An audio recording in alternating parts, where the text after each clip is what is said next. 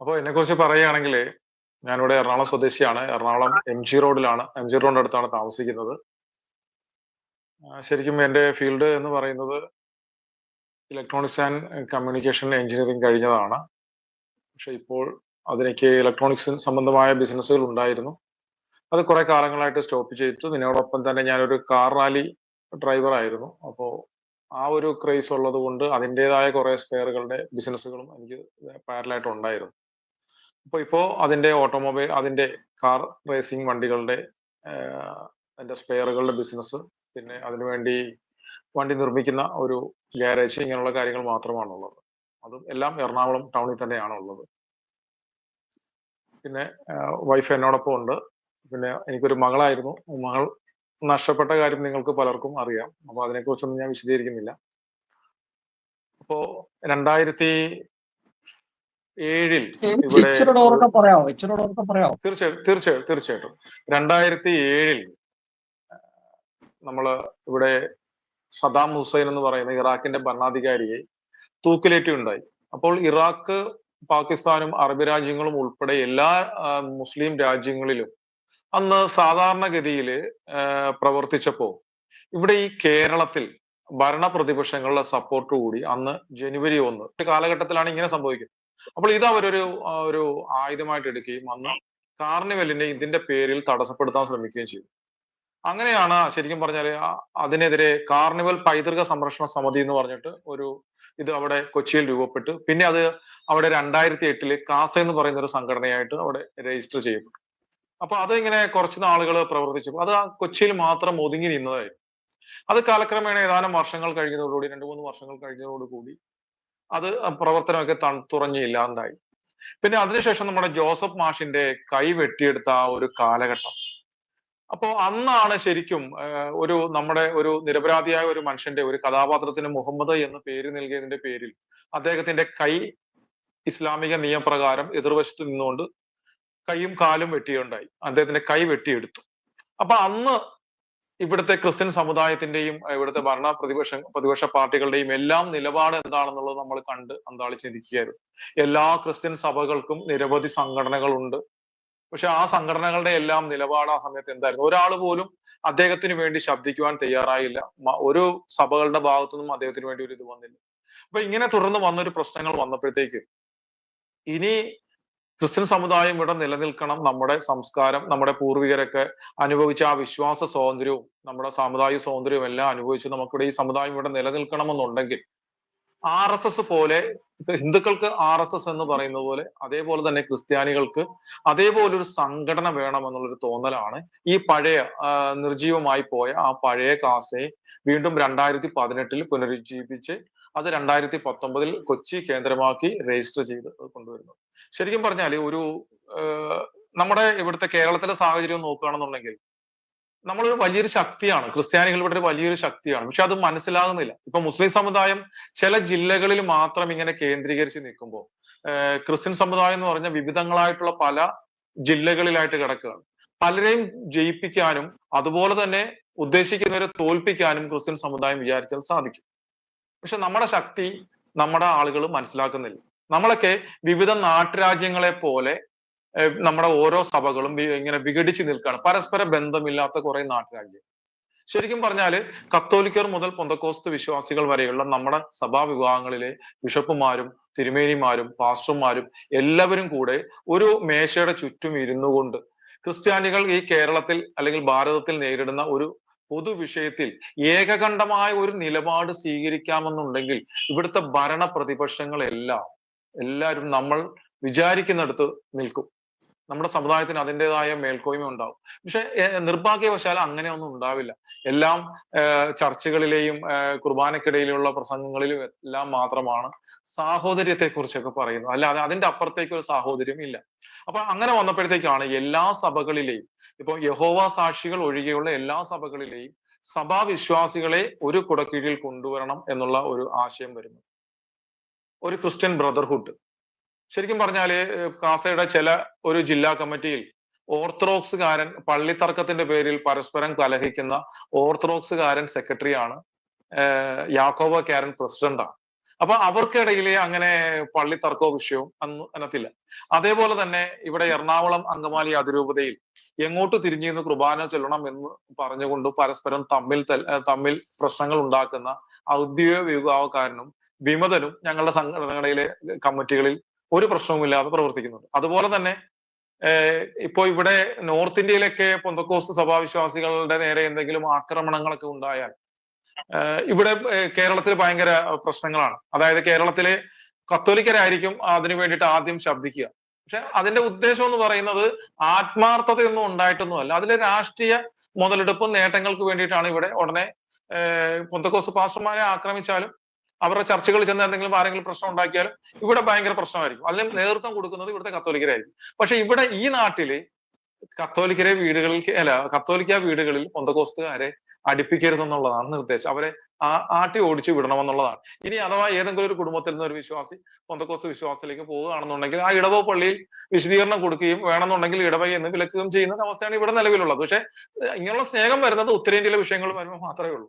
അപ്പോൾ അതേസമയം കാസയില് ഇവിടെ മീറ്റിങ്ങുകൾ തുടങ്ങുമ്പോൾ ചില ആഴ്ചകളിൽ പെന്തക്കോസ്തുകാരനായിരിക്കും പ്രാർത്ഥിക്കുക, ചിലപ്പോൾ കത്തോലിക്കനായിരിക്കും, യാക്കോബക്കാരനായിരിക്കും. ഇവിടെ അങ്ങനെ ഒന്നുമില്ല. അപ്പൊ കാസ എന്ന് പറയുന്നത് എല്ലാ സഭാവിശ്വാസികളുടെയും ഒരു ഏകീകൃത സംഘടനയാണ്. ഇവിടെ ക്രിസ്തു മാത്രമേ ഉള്ളൂ, ബൈബിളും മാത്രമേ ഉള്ളൂ. ബൈബിളിൽ വിശ്വസിക്കുകയും ക്രിസ്തുവിനെ ഏകരക്ഷകനും നാഥനുമായി അംഗീകരിക്കുകയും ചെയ്യുന്ന ഏതൊരാൾക്കും ഈ സംഘടനയിൽ അംഗമാകും. ഇവിടെ ദളിത് ക്രൈസ്തവനെന്നോ പരിവർത്തിത ക്രൈസ്തവനെന്നോ അല്ലെങ്കിൽ പെന്തക്കോസ്തുകാരനോ കത്തോലിക്കനോ എന്നൊന്നുമില്ല.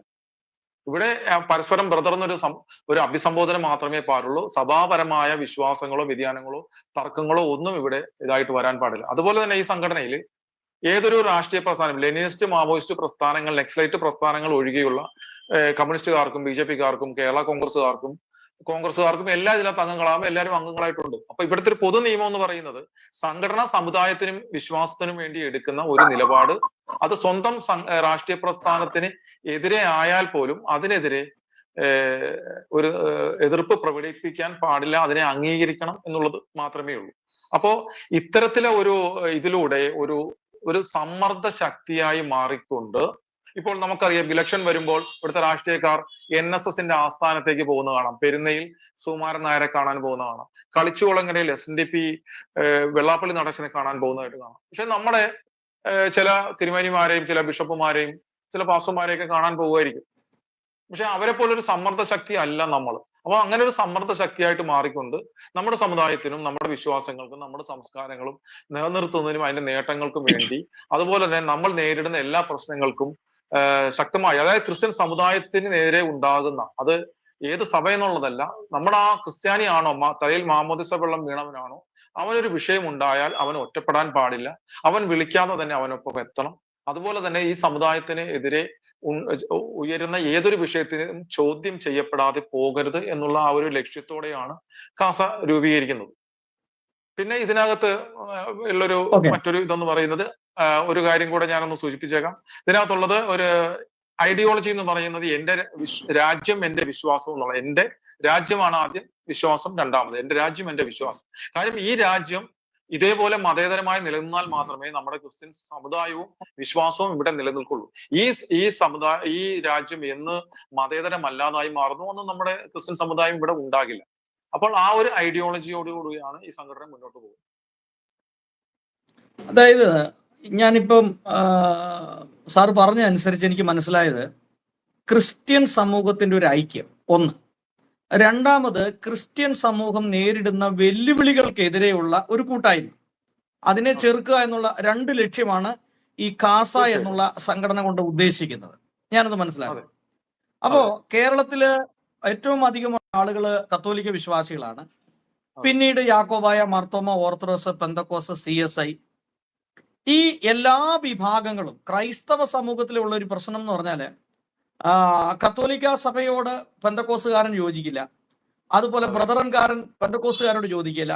ഇങ്ങനെ ഏതാണ്ട് 24 ലക്ഷം പെന്തക്കോസ്റ്റൽ വിശ്വാസികളുണ്ട് ഇന്ന് കേരളത്തിൽ നിന്നുള്ളതാണ് പൊതുവെ ഒരു പഠനം നമ്മൾ മനസ്സിലാക്കുന്നത്. അപ്പം ഈ സഭകളെ എല്ലാം കൂടെ എങ്ങനെ യോജിപ്പിച്ചു കൊണ്ടുപോകാൻ കഴിയും എന്നുള്ളതാണ് സാറിന്റെ അഭിപ്രായം. എങ്ങനെയാണ് ഇവരെ യോജിപ്പിച്ചു കൊണ്ടുപോകാനായിട്ട് കഴിയുന്നത്? അത് മാത്രമല്ല, ഇപ്പോ പൊതുവെ ഒരു മീറ്റിംഗ് വെച്ചാൽ ഇപ്പൊ കാസയുടെ മീറ്റിംഗ് ആയിക്കൊള്ളട്ടെ, അല്ലെങ്കിൽ മറ്റേതെങ്കിലും ഒരു സംഘടന, വളരെ കുറച്ച് ആളുകൾ മാത്രമേ പങ്കെടുക്കുന്നുള്ളൂ. ഇപ്പൊ ഞാൻ ഈ കഴിഞ്ഞ ദിവസം പാകിസ്ഥാന്റെ പതാക കത്തിച്ചുള്ള ഒരു പ്രതിഷേധം, ആ പ്രതിഷേധത്തിൽ പോലും വളരെ കുറച്ച് ആളുകളെ പങ്കെടുത്തു ഞാൻ കണ്ടുള്ളൂ. അപ്പൊ ഞാൻ ചോദിക്കുന്നത്, ഇതെന്തുകൊണ്ടാണ് ക്രൈസ്തവ സമൂഹം നാം ആയാണ് ഏറ്റവും പ്രാധാന്യം എന്ന് ഈ ക്രൈസ്തവ സമൂഹത്തിന്റെ ഉള്ളിൽ ഒരവബോധം വരാത്തത് എന്തുകൊണ്ടാണ്? ചോദ്യം ഒന്ന്. ഇനി അതിന് എങ്ങനെ നമുക്ക് ഈ സമൂഹത്തെ എല്ലാം കൂടെ ഒന്നിച്ചു ചേർത്ത് ഒരു കുടക്കീഴിൽ കൊണ്ടുവരാൻ കഴിയും എന്നാണ് കാസ വിശ്വസിക്കുന്നത്? അല്ല, ഇതിനകത്ത് രണ്ടാമത്തെ ചോദ്യം തന്നെ ഞാൻ ആദ്യം ഉത്തരം പറയാം. ശരിക്കും ഞങ്ങള് വിശ്വാസികളെ മാത്രമാണ് ഇതിനകത്ത് ഒന്നിപ്പിച്ചു കൊണ്ടുവന്നിരിക്കുന്നത്. അതിൽ ഞങ്ങൾ ശരിക്കും പറഞ്ഞാൽ പൂർണ്ണമായിട്ടും വിജയിക്കുകയും ചെയ്തിട്ടുണ്ട്. കാര്യം എല്ലാ സഭാവിശ്വാസികളിലും തമ്മിലുള്ള തർക്കങ്ങളും വിശ്വാസപരമായ വ്യതിയാനങ്ങളും എല്ലാം മാറ്റിവെപ്പിച്ചുകൊണ്ട് പൊതുവിഷയത്തിന് വേണ്ടി അവരെ ഒന്നിപ്പിക്കുവാൻ ഞങ്ങൾക്ക് സാധിച്ചിട്ടുണ്ട്. അതിപ്പോ ഓരോ ദിവസം ചെല്ലുന്തോറും അത് പതിയെ പതിയെ വളർന്നുകൊണ്ടിരിക്കുകയാണ്. അതിന്റെ ഗ്രാഫ് മേലോട്ട് തന്നെയാണ് അത് പോയിക്കൊണ്ടിരിക്കുന്നത്. അപ്പൊ അതുകൊണ്ട് ഞങ്ങൾക്ക് തീർച്ചയായിട്ടും സഭയുമായിട്ട്, ഓരോ സഭകളുമായിട്ടും, കത്തോലിക്ക സഭയുമായിട്ടും അല്ലെങ്കിൽ മറ്റേത് സഭകളുമായിട്ടും നേരിട്ടൊരു ബന്ധവും ഇല്ലാത്തതുകൊണ്ട്, സഭയ്ക്ക് പുറത്തായതുകൊണ്ട് വിശ്വാസികളെ ഒരു കുടക്കീഴിൽ ഒന്നിപ്പിച്ച് നിർത്താൻ സാധിച്ചിട്ടുണ്ട്. അത് ഏകദേശം വിജയകരമാണ് എന്നുള്ളത് തന്നെയാണ് ഇതിന്റെ. പിന്നെ ഇത് എന്തുകൊണ്ടാണ് നമ്മുടെ ആളുകൾക്ക് ഇതിനെക്കുറിച്ചൊരു താല്പര്യമില്ലായ്മ വരുന്നത് എന്തെന്ന് ചോദിച്ചാല്, നമുക്ക് അനുഭവങ്ങളില്ല. അതാണ് പ്രശ്നം. നമ്മുടെ ഏറ്റവും വലിയ പ്രശ്നം അതാണ്. കാര്യം ഇപ്പോ സൈനികരെ നമുക്ക് ഇവിടെ കേരളത്തിൽ സൈനികരെ നമുക്ക് വലിയ ബഹുമാനമൊന്നുമില്ല.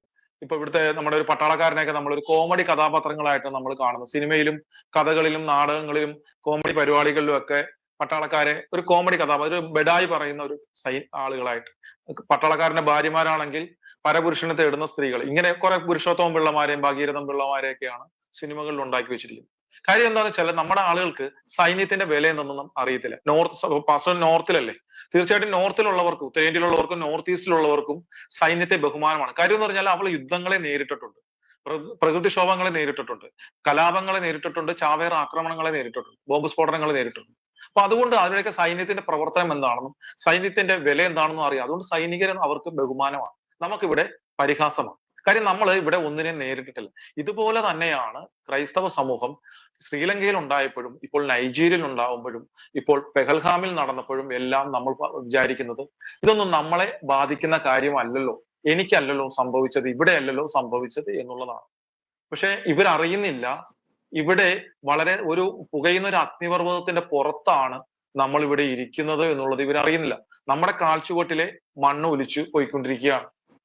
നമ്മൾ കരുതും എല്ലാം സേഫ് ആണ് എന്ന്. ഒരിക്കലുമല്ല. നമ്മളൊരു പുകയുന്ന അഗ്നിപർവ്വതത്തിന്റെ മുകളിലാണ് ഇരിക്കുന്നത്.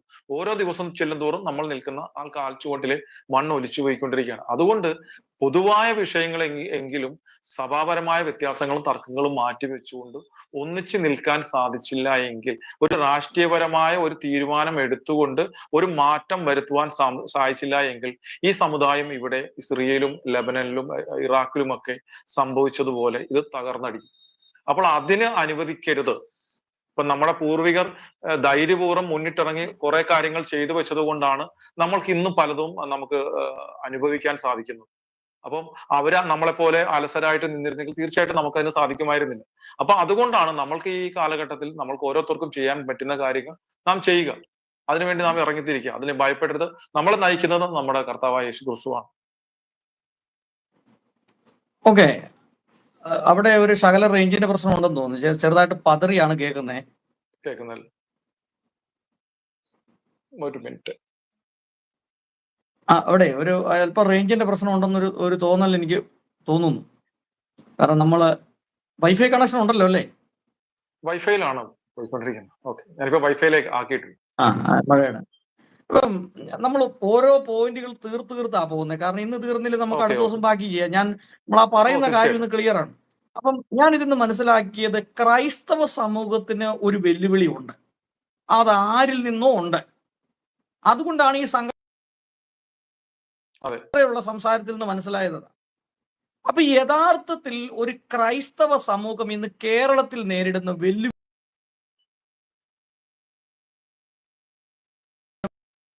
കഴിയുള്ളൂ.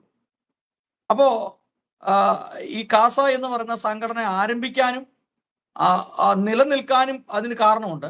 എങ്കിലും നമ്മുടെ ഈ ക്രൈസ്തവ സമൂഹത്തെ എതിരിടുന്ന ഒരു ശക്തി, അല്ലെങ്കിൽ ക്രൈസ്തവ സമൂഹത്തെ തകർക്കാനായിട്ട് വെമ്പൽ കൊള്ളുന്ന ഒരു ശക്തി, അത് ഏത് തരത്തിലുള്ള ശക്തി ആയിക്കൊള്ളട്ടെ, എന്താണ് നമ്മുടെ ക്രൈസ്തവ സമൂഹം ഇന്ന് കേരളത്തിൽ നേരിടുന്ന വെല്ലുവിളി? നമുക്ക് നോർത്ത് ഇന്ത്യയിലേക്കും മറ്റു സ്ഥലങ്ങളിലേക്കും BJP-യെയും RSS-നെയും ഒക്കെ കുറിച്ച് സംസാരിക്കാം. അപ്പം ഇപ്പോൾ കേരളം അഭിമുഖീകരിക്കുന്ന പ്രശ്നം എന്താണ്? ക്രൈസ്തവ സമൂഹം, കേരളത്തിലുള്ള ക്രൈസ്തവ സമൂഹം അഭിമുഖീകരിക്കുന്ന പ്രശ്നങ്ങൾ എന്താണ്? അതൊന്ന്. അതോടൊപ്പം ആ ക്രൈസ്തവ സമൂഹം അനുഭവിക്കുന്ന പ്രശ്നങ്ങളെ അവിടെയുള്ള ഗവൺമെന്റ് പ്രതിപക്ഷവും എങ്ങനെയാണ് കൈകാര്യം ചെയ്യുന്നത്? അപ്പൊ അതിനൊരു വലിയ വിഷയമാണ്. അത് വേണമെങ്കിൽ ആദ്യത്തെ മാത്രം പറഞ്ഞാൽ മതി, അതിന് ശേഷം നമ്മൾ പിന്നെ വളരെ പ്രധാനപ്പെട്ട പോയിന്റാണ്. നമ്മളെ ആളുകൾ വളരെ കാര്യമായിട്ട് തന്നെ ഇപ്പൊ തന്നെ 100-ലധികം പേര് വാച്ച് ചെയ്യുന്നുണ്ട്. അപ്പം ഞാൻ ചോദിച്ചതാണ്, നമ്മൾ നേരിടുന്ന ക്രൈസ്തവ സമൂഹം നേരിടുന്ന വെല്ലുവിളി എന്താണ്? അത് ആരിൽ നിന്നാണ് നേരിടുന്നത്? അതിനെ ക്രൈസ്തവ സമൂഹത്തോട് ഭരണപക്ഷവും പ്രതിപക്ഷവും കാണിക്കുന്ന ഇരട്ടത്താപ്പ് എന്താണ്? ശരിക്കും പറഞ്ഞു കഴിഞ്ഞാൽ നമ്മള് കേരളത്തെ സംബന്ധിച്ചുള്ള പറയുകയാണെന്നുണ്ടെങ്കിൽ നമ്മൾ സമസ്ത മേഖലകളിൽ നിന്ന് നമ്മൾ പുറന്തള്ളപ്പെട്ടിരിക്കുക. ഒരു കാലഘട്ടത്തില് കല, സാംസ്കാരിക എല്ലാ രംഗങ്ങളിലും നമ്മളായിരുന്നു കാര്യങ്ങൾ നിശ്ചയിച്ചിരുന്നത്, അല്ലെങ്കിൽ മുൻപന്തിയിൽ നമ്മളായിരുന്നു ഉണ്ടായിരുന്നു. ഇപ്പൊ പത്രപ്രവർത്തനം എടുത്താലും, പത്രസ്ഥാപനങ്ങളായാലും, മാധ്യമ പ്രവർത്തകരായാലും, അത് 1, 2, 3, 4 എന്നും പറഞ്ഞ് പറയുവാണെങ്കിൽ എനിക്കൊന്ന് നോട്ട് ചെയ്ത് വെക്കാം, അല്ലെങ്കിൽ കേൾക്കുന്നവർക്ക് തന്നെ. അപ്പോൾ പെട്ടെന്ന് പറയല്ലേ, ഒരു എല്ലാ മേഖലയിൽ നിന്നും നമ്മൾ തള്ളപ്പെട്ടു എന്ന് പറയുമ്പോൾ ഇന്നിന്ന മേഖലകളിൽ നമ്മൾ തള്ളപ്പെടുകയാണെങ്കിൽ അത് ഇന്ന കാരണത്താൽ തള്ളപ്പെട്ടു എന്ന് പറയുമ്പോൾ ആണെങ്കിൽ ആളുകൾക്ക് ഇച്ചിരി പെട്ടെന്ന് മനസ്സിലാക്കാൻ എളുപ്പമുണ്ട്. ഇപ്പോൾ തന്നെ ഇപ്പൊ ഞാൻ പറയുകയാണെന്നുണ്ടെങ്കിൽ ഒരു പ്രത്യേകത ഞാൻ ഇങ്ങനെ എല്ലാം ചോദിച്ച് മനസ്സിലാക്കുക, അതുകൊണ്ടാണ്. തീർച്ചയായിട്ടും തീർച്ചയായിട്ടും അത് വളരെ നല്ലതാണ്. അത് എല്ലാവർക്കും ഓരോ എല്ലാവർക്കും ചോദിക്കാവുന്നതാണ്. ഇപ്പോൾ ഇപ്പൊ ഉദാഹരണത്തിന് ഇപ്പൊ പ്രധാനപ്പെട്ട രണ്ട് കാര്യങ്ങൾ എടുക്കുകയാണെന്നുണ്ടെങ്കിൽ, ഇപ്പം IAS IPS മേഖല, ഉദ്യോഗസ്ഥരുടെ മേഖലകളിലാണെന്നുണ്ടെങ്കിൽ ഇപ്പൊ ഉള്ള നിലവിലുള്ള ഒരു തലമുറ കൂടെ കഴിഞ്ഞാൽ ക്രിസ്ത്യൻ സമുദായത്തിൽ നിന്നും ഇത്തരം ഉദ്യോഗസ്ഥർ ഇല്ല എന്ന് വേണമെങ്കിൽ പറയാം. നാമമാത്രമായ 1, 2 ഏതാനും പേർ വരുന്നതല്ലാതെ ഇപ്പോഴുള്ള തലമുറയോടെ റിട്ടയർ ആയി കഴിഞ്ഞാൽ പുതിയൊരു തലമുറയിൽ. അതേപോലെ തന്നെ രാഷ്ട്രീയ പ്രവർത്തകർ, രാഷ്ട്രീയ രംഗത്ത് നമ്മളായിരുന്നു കാര്യങ്ങൾ ഒരു കാലത്ത് നിശ്ചയിച്ചിരുന്നത്. നമ്മുടെ സമുദായത്തിൽ നിന്ന് ഇഷ്ടംപോലെ നേതാക്കളുണ്ടായിരുന്നു.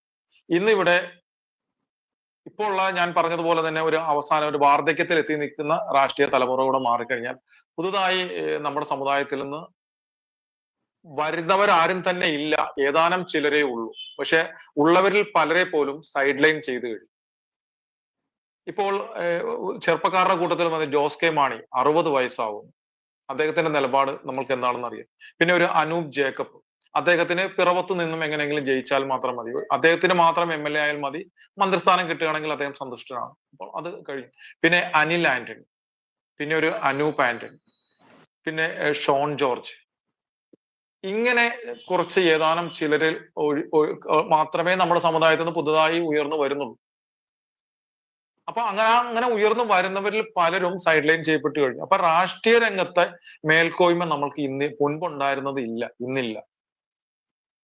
കാര്യം അതുകൊണ്ട് തന്നെ നമ്മൾ പ്രധാനമായിട്ട് സംഭവിച്ചത് എന്ന് പറയുന്നത് നമ്മളൊരു വോട്ട് ബാങ്ക് ആയിട്ട് മാറിയില്ല എന്നുള്ളതാണ്. ഞാൻ നേരത്തെ ആദ്യമേ സൂചിപ്പിച്ചതുപോലെ നമ്മളൊരു വലിയ വോട്ട് ബാങ്ക് ആയിട്ട്, ഒരു സമ്പർക്ക ശക്തിയായിട്ട് നിൽക്കാൻ സാധിക്കും. പക്ഷെ നമ്മളിങ്ങനെ വിഘടിച്ച് നിൽക്കുന്നത് കൊണ്ട് നമ്മളെ അവരത് ഗണിക്കില്ലേ. പണ്ട് ഈസ്റ്റ് ഇന്ത്യ കമ്പനി എങ്ങനെയാണോ ഭിന്നിപ്പിച്ച് ഭരിച്ചത് എന്ന് പറഞ്ഞ പോലെ ഓരോരുത്തർക്കും ആവശ്യം വേണ്ടുന്ന ചില എലിൻ കഷ്ണങ്ങൾ ഇട്ടുകൊടുത്തുകൊണ്ട് വിഘടിപ്പിച്ച് തന്നെ നിർത്തിക്കൊണ്ട് അവർ നേട്ടങ്ങൾ കൊയ്യുകയാണ്. അപ്പൊ ശരിക്കും പറഞ്ഞാൽ നമ്മൾ രാഷ്ട്രീയപരമായിട്ട് ഒരു സമ്മർദ്ദ ശക്തിയല്ല.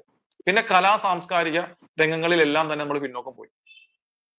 അപ്പൊ പ്രധാനമായിട്ടും നമ്മളുടെ അവകാശങ്ങൾ, നമ്മുടെ സംസ്കാരം, നമ്മളുടെ വിശ്വാസം ഇതെല്ലാം നിലനിർത്തണമെന്നുണ്ടെങ്കിൽ പ്രധാനമായിട്ടും വേണ്ടത് നമ്മൾ നഷ്ടപ്പെട്ട നമ്മുടെ ആ രാഷ്ട്രീയ മേൽക്കോയ്മ നേടിയെടുക്കുക എന്നുള്ളതാണ്. ഇവിടെ രാഷ്ട്രീയത്തിലൂടെ മാത്രമേ കാര്യങ്ങൾ സാധിക്കൂ, അല്ലാതെ സാധിക്കില്ല. ഭരണരംഗത്ത് നമുക്ക് സ്വാധീനം ഉണ്ടാക്കാതെ ഈ സമുദായത്തിന് ഇനി മുന്നോട്ട് പോകാനാവില്ല. അപ്പൊ നിലവിലുള്ള ഇതെന്ന് പറയുന്നത് ഞങ്ങൾക്ക് എങ്ങനെയെങ്കിലും ജയിക്കണം, ഞങ്ങളുടെ കാലം കഴിയണം എന്നുള്ള ചിന്തയോടുകൂടി പോകുന്ന കുറെ ക്രിസ്ത്യൻ നാമധാരികളായിട്ടുള്ള ആളുകൾ മാത്രമേ ഉള്ളൂ. അപ്പോൾ അവർക്ക് വീണ്ടും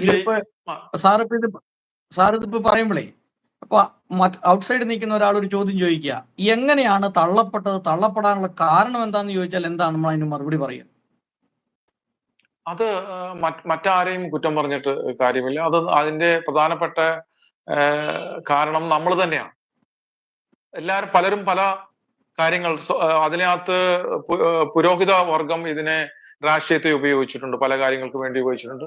അതുപോലെ തന്നെ അവരവരുടെ സ്വാർത്ഥ ലാഭങ്ങൾക്ക് വേണ്ടിയിട്ട് സ്വാർത്ഥതയാണ് ഇതിനകത്ത് പ്രധാനമായിട്ട് ഉണ്ടായത്. പിന്നെ നമ്മുടെ ക്രിസ്ത്യാനികളുടെ പറയുമ്പോഴുള്ള ഒരു സ്ഥായിയായ ഒരു സ്വഭാവമുണ്ട്, ഞണ്ടിന്റെ സ്വഭാവം. കൂടെയുള്ളവനെ കയറി പോകാൻ അനുവദിക്കാതെ അവനെ താഴേക്ക് പിടിച്ചു വലിച്ചിടുക, ആ രീതിയിലാണ്. അങ്ങനെയുള്ള ശരിക്കും പറഞ്ഞാൽ നമ്മുടെ സമുദായത്തിന് ചില മോശം പ്രവണതകളുടെ ബലം തന്നെയാണ് നമുക്ക് ഈ രാഷ്ട്രീയ മേൽക്കോയ്മ നഷ്ടപ്പെട്ടു പോയത്. കാര്യം ഞാൻ മാത്രമേ ഉയർന്നു വരാവുള്ളൂ, അല്ലെങ്കിൽ എന്റെ വീട്ടിൽ നിന്നുള്ള എന്റെ അടുത്ത തലമുറ മാത്രമേ വരാവുള്ളൂ, വേറൊരുത്തന് ഉയർന്നു വരാൻ പാടില്ല എന്നുള്ള ആ ഒരു ചിന്താഗതി വന്നതാണ് ശരിക്കും നമ്മുടെ സമുദായത്തിന് പറ്റിയത്.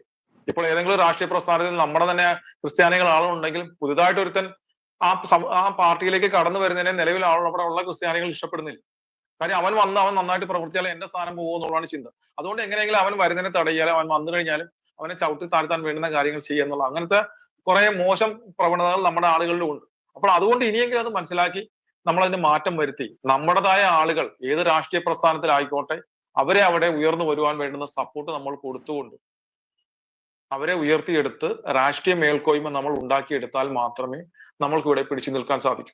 അല്ലെങ്കിൽ മറ്റുപേർ നോക്കുന്നത് ഏത് വോട്ട് ബാങ്ക് ആണ് അവരെ കൂടുതൽ സപ്പോർട്ട് ചെയ്യുന്നത്, അവർക്ക് വേണ്ടുന്ന കാര്യങ്ങളാണ് ചെയ്തു കൊടുക്കുന്നത്. ഇപ്പോൾ മുസ്ലിം സമുദായത്തെ പ്രീണിപ്പിക്കാൻ വേണ്ടിയിട്ട് രണ്ട് ഭരണ പ്രതിപക്ഷ പാർട്ടികൾ പരസ്പരം മത്സരിക്കുന്ന കാഴ്ച ഇവിടെ കാണുന്നു. ഇപ്പൊ ഒന്ന് നോക്കൂ, ഇവിടെ 80:20 എന്ന് പറയുന്നത്, അതായത് മുസ്ലിം സമുദായത്തിന് 80%, 20% ക്രിസ്ത്യൻ ഉൾപ്പെടെയുള്ള ന്യൂനപക്ഷങ്ങൾക്കും കൊടുക്കുന്ന ഒരു അനീതിക്കെതിരെ ഹൈക്കോടതി വിധി പറഞ്ഞിട്ട് അത് മാറ്റണമെന്ന് ഹൈക്കോടതി വിധി പറഞ്ഞിട്ട് അതിനെതിരെ സംസ്ഥാന സർക്കാർ സുപ്രീം കോടതി പോയിരിക്കുകയാണ് പ്രതിപക്ഷത്തിന്റെ എല്ലാവിധ സപ്പോർട്ടോടും കൂടി. അപ്പൊ മുസ്ലിം സമുദായത്തിന് വേണ്ടിയിട്ട് എല്ലാ വിഭാഗവും ജനങ്ങളുടെ നികുതി പടത്തിൽ നിന്ന് എടുത്ത് സുപ്രീം കോടതിയിൽ പോയിരിക്കണം ആ വിധി ഇല്ലാതാക്കാനായിട്ട്, ആ വിധിയെ തരണം ചെയ്യാനായിട്ട്. അപ്പം ഇതാണ് ഇവിടുത്തെ നിലവിലുള്ള അവസ്ഥ എക്കോ വരുന്നത്. അപ്പോൾ ഇതാണ് അവസ്ഥ. അപ്പൊ ഇതിനൊരു മാറ്റം ഉണ്ടാവണമെങ്കിൽ നമ്മളൊരു സമ്മർദ്ദ ശക്തിയായി മാറിക്കൊണ്ട് നമ്മൾ രാഷ്ട്രീയ മേൽക്കോയ്മ ഉണ്ടാക്കിയെടുക്കണം. അത് ഏത് രാഷ്ട്രീയ പ്രസ്ഥാനത്തിലായാലും നമ്മുടെ ആളുകളെ സപ്പോർട്ട് ചെയ്യുവാൻ നാം തയ്യാറാവണം. അത് ഇന്ന രാഷ്ട്രീയ പ്രസ്ഥാനം എന്നല്ല, നമ്മുടെ മുന്നിൽ ഇനി അധികം സമയമില്ല. അപ്പൊ അതുകൊണ്ട് തന്നെ ഉള്ള സമയത്തെ നാം ഉപയോഗപ്പെടുത്തിക്കൊണ്ട്, അതിപ്പോ BJP ആയാലും ശരി, കമ്മ്യൂണിസ്റ്റ് പ്രസ്ഥാനമായാലും കോൺഗ്രസ് ആയാലും എവിടെയായാലും, കാര്യം അത്ര ഇപ്പം ഒരു അൽഫോൺസ് കണ്ണന്താനം എന്ന് പറയുന്ന ഒരു വ്യക്തിയെ നമ്മളൊന്ന് ആലോചിച്ച് നോക്കും. അദ്ദേഹം വളരെ കഴിവുള്ള ഒരു വ്യക്തിയാണ്. അദ്ദേഹത്തിന്റെ ട്രാക്ക് റെക്കോർഡ് എന്ന് പറയുന്നത് വളരെ ഹൈ ആണ്. ഒരുവിധ കറപ്ഷൻ ഇല്ല. ഇംഗ്ലീഷ്, ഹിന്ദി എല്ലാ ഭാഷകളും അനായാസം കൈകാര്യം ചെയ്യാൻ സാധിക്കും. നിയമത്തെക്കുറിച്ച് വളരെ നന്നായിട്ട് അറിയാം അദ്ദേഹത്തിന്. എല്ലാം കൊണ്ടും വളരെ ഇതായിട്ടുള്ളൊരു വ്യക്തി. അദ്ദേഹം BJP എന്ന് പറയുന്ന ഒരു രാഷ്ട്രീയ പ്രസ്ഥാനത്തിലേക്ക് പോയപ്പോൾ അദ്ദേഹത്തെയും അദ്ദേഹത്തിന്റെ ഭാര്യയും എല്ലാം ഏറ്റവും അധികം പരിഹസിച്ചവരും എതിർത്തവരും വിമർശിച്ചവരും എല്ലാം ക്രിസ്ത്യാനികളാണ്. എന്താണ് നമുക്ക് അതുകൊണ്ട് എന്തെങ്കിലും നേട്ടം ഉണ്ടായത്? അപ്പം BJP നോക്കിയപ്പോഴത്തേക്ക് ക്രിസ്ത്യാനികളാണ് ഏറ്റവും കൂടുതൽ അദ്ദേഹത്തെ പരിഹസിക്കുന്നത്, അദ്ദേഹത്തെ എതിർക്കുന്നതും ക്രിസ്ത്യാനികളാണ്. ക്രിസ്ത്യാനികൾക്ക് വേണ്ടാത്ത ആളെ BJPക്ക് വേണമെന്ന് തോന്നുന്നു? ഇല്ല. അദ്ദേഹത്തെ ഇപ്പം ആ തുടക്കത്തിൽ കൊടുത്ത ആ ഒരു ഇത് അദ്ദേഹത്തിന് കൊടുത്തിട്ടില്ല. അദ്ദേഹം തഴയപ്പെട്ടു എന്ന് വേണമെങ്കിൽ പറയാം, പുറകോട്ട് പോയി എന്ന് വേണമെങ്കിൽ പറയാം. എന്താണ് ക്രിസ്ത്യാനികൾ അതുകൊണ്ട് നേട്ടം ഉണ്ടായത്? ഒരു നേട്ടം ഉണ്ടായില്ല. അസമയം അദ്ദേഹം അവിടെ ഉണ്ടായിരുന്നെങ്കിലും അദ്ദേഹം ഏതെങ്കിലും ഒരു പൊസിഷനിൽ എത്തുമായിരുന്നു, ഇല്ലേ? നാളെ നമ്മുടെ സമുദായത്തിനും നമ്മുടെ ആൾക്കാർക്കും എന്തെങ്കിലും വിഷയം ഉണ്ടെങ്കിൽ നമുക്ക് അദ്ദേഹത്തെ സമീപിക്കാൻ സാധിക്കുമായിരുന്നു. ഇവിടെ നമ്മൾ കാണേണ്ടത് അബ്ദുള്ള കുട്ടിയാണ്. അബ്ദുള്ള കുട്ടി ആദ്യം മുസ്ലിം ലീഗിലായിരുന്നു, പിന്നെ അദ്ദേഹം കമ്മ്യൂണിസ്റ്റ് പാർട്ടിയിൽ പോയി, അവിടുന്ന് അദ്ദേഹം BJPയിൽ എത്തി. അദ്ദേഹം BJPയിൽ പോയതിനെ എതിർത്ത ഏതെങ്കിലും മുസ്ലിമിനെ കാണിച്ചു തരാമോ? ഏതെങ്കിലും ഒരു മുസ്ലിം സംഘടനയെ കാണിച്ചു തരാമോ അബ്ദുള്ള കുട്ടി എതിർക്കുന്ന? ഒരാളുമില്ല. അത് അവരുടെ ബുദ്ധിയാണ്. അതാണ് നമ്മൾ കണ്ടുപിടിക്കേണ്ടത്. ഇന്ന് അബ്ദുള്ള കുട്ടി ഒരു MPയോ അല്ലെങ്കിൽ ഒരു പൊസിഷനിൽ ഇല്ലെങ്കിൽ പോലും കേന്ദ്ര മന്ത്രിസഭയിലെ ഏത് ഓഫീസിലും കയറി ചെല്ലാനുള്ള ആ ഒരു ഇത് അബ്ദുള്ള കുട്ടി ഉണ്ടാക്കിയെടുത്തിട്ടുണ്ട്. അപ്പോൾ മുസ്ലിം സമുദായത്തിന്റെ ഒരു കാര്യത്തിന് ഒരു സമുദായത്തിലെ ഒരു വ്യക്തികളോ സംഘടനകളോ എന്തെങ്കിലും ആവശ്യങ്ങളുമായിട്ട് പുരോഹിതരോ അബ്ദുള്ള കുട്ടിയെ സമീപിച്ചിട്ട് നിവേദനം കൊടുക്കുകയാണെങ്കിൽ അബ്ദുള്ള കുട്ടിക്ക് അത് കേന്ദ്ര സർക്കാരിന്റെ ഉദ്ദേശിക്കുന്ന ആ ഓഫീസിൽ എത്തിക്കാൻ സാധിക്കും. അത് അവർ നേടിയെടുത്തു, മുസ്ലിം സമുദായം നേടിയെടുത്തു. അബ്ദുള്ള കുട്ടി BJPയിൽ പോയി ചേർന്നതിനെ ആരെങ്കിലും എതിർത്ത? ഏതെങ്കിലും മുസ്ലിം പണ്ഡിതരോ രാഷ്ട്രീയക്കാരോ ആരെങ്കിലും എതിർത്തോ, പരിഹസിച്ചോ? ഒന്നും ചെയ്തില്ല. അബ്ദുള്ള കുട്ടിക്ക് മറ്റേ ചില വിഷയങ്ങളൊക്കെ ഇവിടെ ചില സരിത പോലുള്ള ചില വിഷയങ്ങൾ, മക്കോവയിൽ അദ്ദേഹം സെക്സ് ടൂറിസത്തിന്റെ കാര്യത്തെക്കുറിച്ച് പറഞ്ഞ് വിവാദത്തിൽപ്പെട്ടു. ഇങ്ങനെയൊക്കെ വന്നിട്ട് ആരെങ്കിലും അദ്ദേഹത്തെ പരിഹസിക്കുകയോ കുറ്റപ്പെടുത്തുകയോ ചെയ്തോ? ഇല്ല. ആ സമുദായം ഒന്നുകിൽ അബ്ദുള്ളക്കുട്ടിയെ സപ്പോർട്ട് കുറച്ചു പേർ ചെയ്തു, ബാക്കിയുള്ളവർ ആ വിഷയത്തിൽ മിണ്ടാതെ സൈലന്റ് ആയിട്ട് നിന്നു. നമ്മൾ അതേസമയം അൽഫോൺസ് കണ്ണന്താനത്തിന്റെ വിഷയത്തിൽ എന്താണ് ചെയ്തത്? അദ്ദേഹത്തിന്റെ ഭാര്യ വീഡിയോ ക്യാമറയുടെ മുന്നിൽ പറഞ്ഞപ്പോൾ ഒരു അക്ഷരപ്പിശക് പറ്റിയതിനെ പരിഹസിച്ച് നമ്മുടെ ആൾക്കാരാണ് ഏറ്റവും കൂടുതൽ പരിഹസിച്ചത്. അപ്പോൾ അവരുടെ സമുദായം ബുദ്ധിപൂർവ്വം നേട്ടം ഉണ്ടാക്കുന്നു, നമ്മൾ മണ്ടന്മാരായിട്ട് ഇപ്പോഴും ഇട്ടിരിക്കുന്നു. അപ്പോൾ അതിന് മാറ്റം ഉണ്ടാകണം. അതാണ് വേണ്ടത്. നമ്മുടെ മുന്നിൽ ഇനി അധികം സമയമൊന്നുമില്ല. ആ ഉള്ള സമയം കൊണ്ട് നമ്മളുടെ ശക്തിയായിട്ട് ഒന്നിച്ച് മാറിക്കൊണ്ട് നമ്മുടെ യുവാക്കൾ, അത് ആരായാലും അല്ലെങ്കിൽ ആരായാലും ഏത് പാർട്ടിയിലായാലും അവരെ ഉയർത്തിയെടുക്കാനും വളർത്തിയെടുക്കാനും നാം ശ്രമിക്കണം. അതാണ് വേണ്ടത്. അത് പറഞ്ഞപ്പോഴേ അതൊരു പ്രധാനപ്പെട്ട പോയിന്റ് ആണ് പറഞ്ഞത്. അതായത് ഒരു മുസ്ലിം സമൂഹം. സൗണ്ട് കുറവാണ്.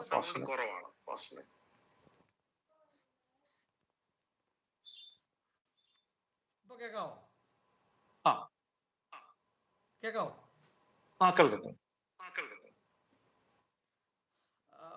മുസ്ലിം സമൂഹം അവരുടെ ആളുകൾ ഒരു തെറ്റ് ചെയ്താൽ അതിന്റെ താഴെ അവര് കമന്റ് എഴുതാൻ, അതേസമയം മറ്റൊരാള് ആണ് എഴുതുന്നെങ്കിൽ അവർ അതിന് അഭിപ്രായം പറയും. അപ്പൊ ഏത് രീതിയിൽ നോക്കിയാലും ക്രൈസ്തവ സമൂഹത്തിനുള്ളതിനേക്കാൾ കൂടുതൽ യൂണിറ്റി അവർക്കുണ്ട്. അതല്ല അവരെ അംഗീകരിച്ചു കൊടുത്തേ പറ്റുള്ളൂ. രണ്ടാമത്തെ ഒരു കാര്യം, അവരുടെ അവകാശങ്ങൾ ചോദിച്ചു വാങ്ങിക്കാൻ അവര് അത്യുത്സാഹികളാണ്. അതിനൊരു സിമ്പിൾ ഉദാഹരണം ഞാൻ പറയാം. ഈ ഉത്തർപ്രദേശിൽ 75 ജില്ലയുണ്ട്. ഈ BJPയുടെ മൈനോറിറ്റി മോർച്ച എന്ന് പറയുന്ന ഒരു സംഘടനയുണ്ട്. ആ 75 ജില്ലകളിലും 70 ജില്ലകളിലും ഈ BJPയുടെ മൈനോറിറ്റി മോർച്ചയുടെ പ്രസിഡന്റുമാര് മുസ്ലിം സഹോദരങ്ങളാണ്. എന്താണ് കാരണം? അവരുടെ അവകാശങ്ങളെ അവർ ചോദിച്ചു മേടിക്കുകയാണ്.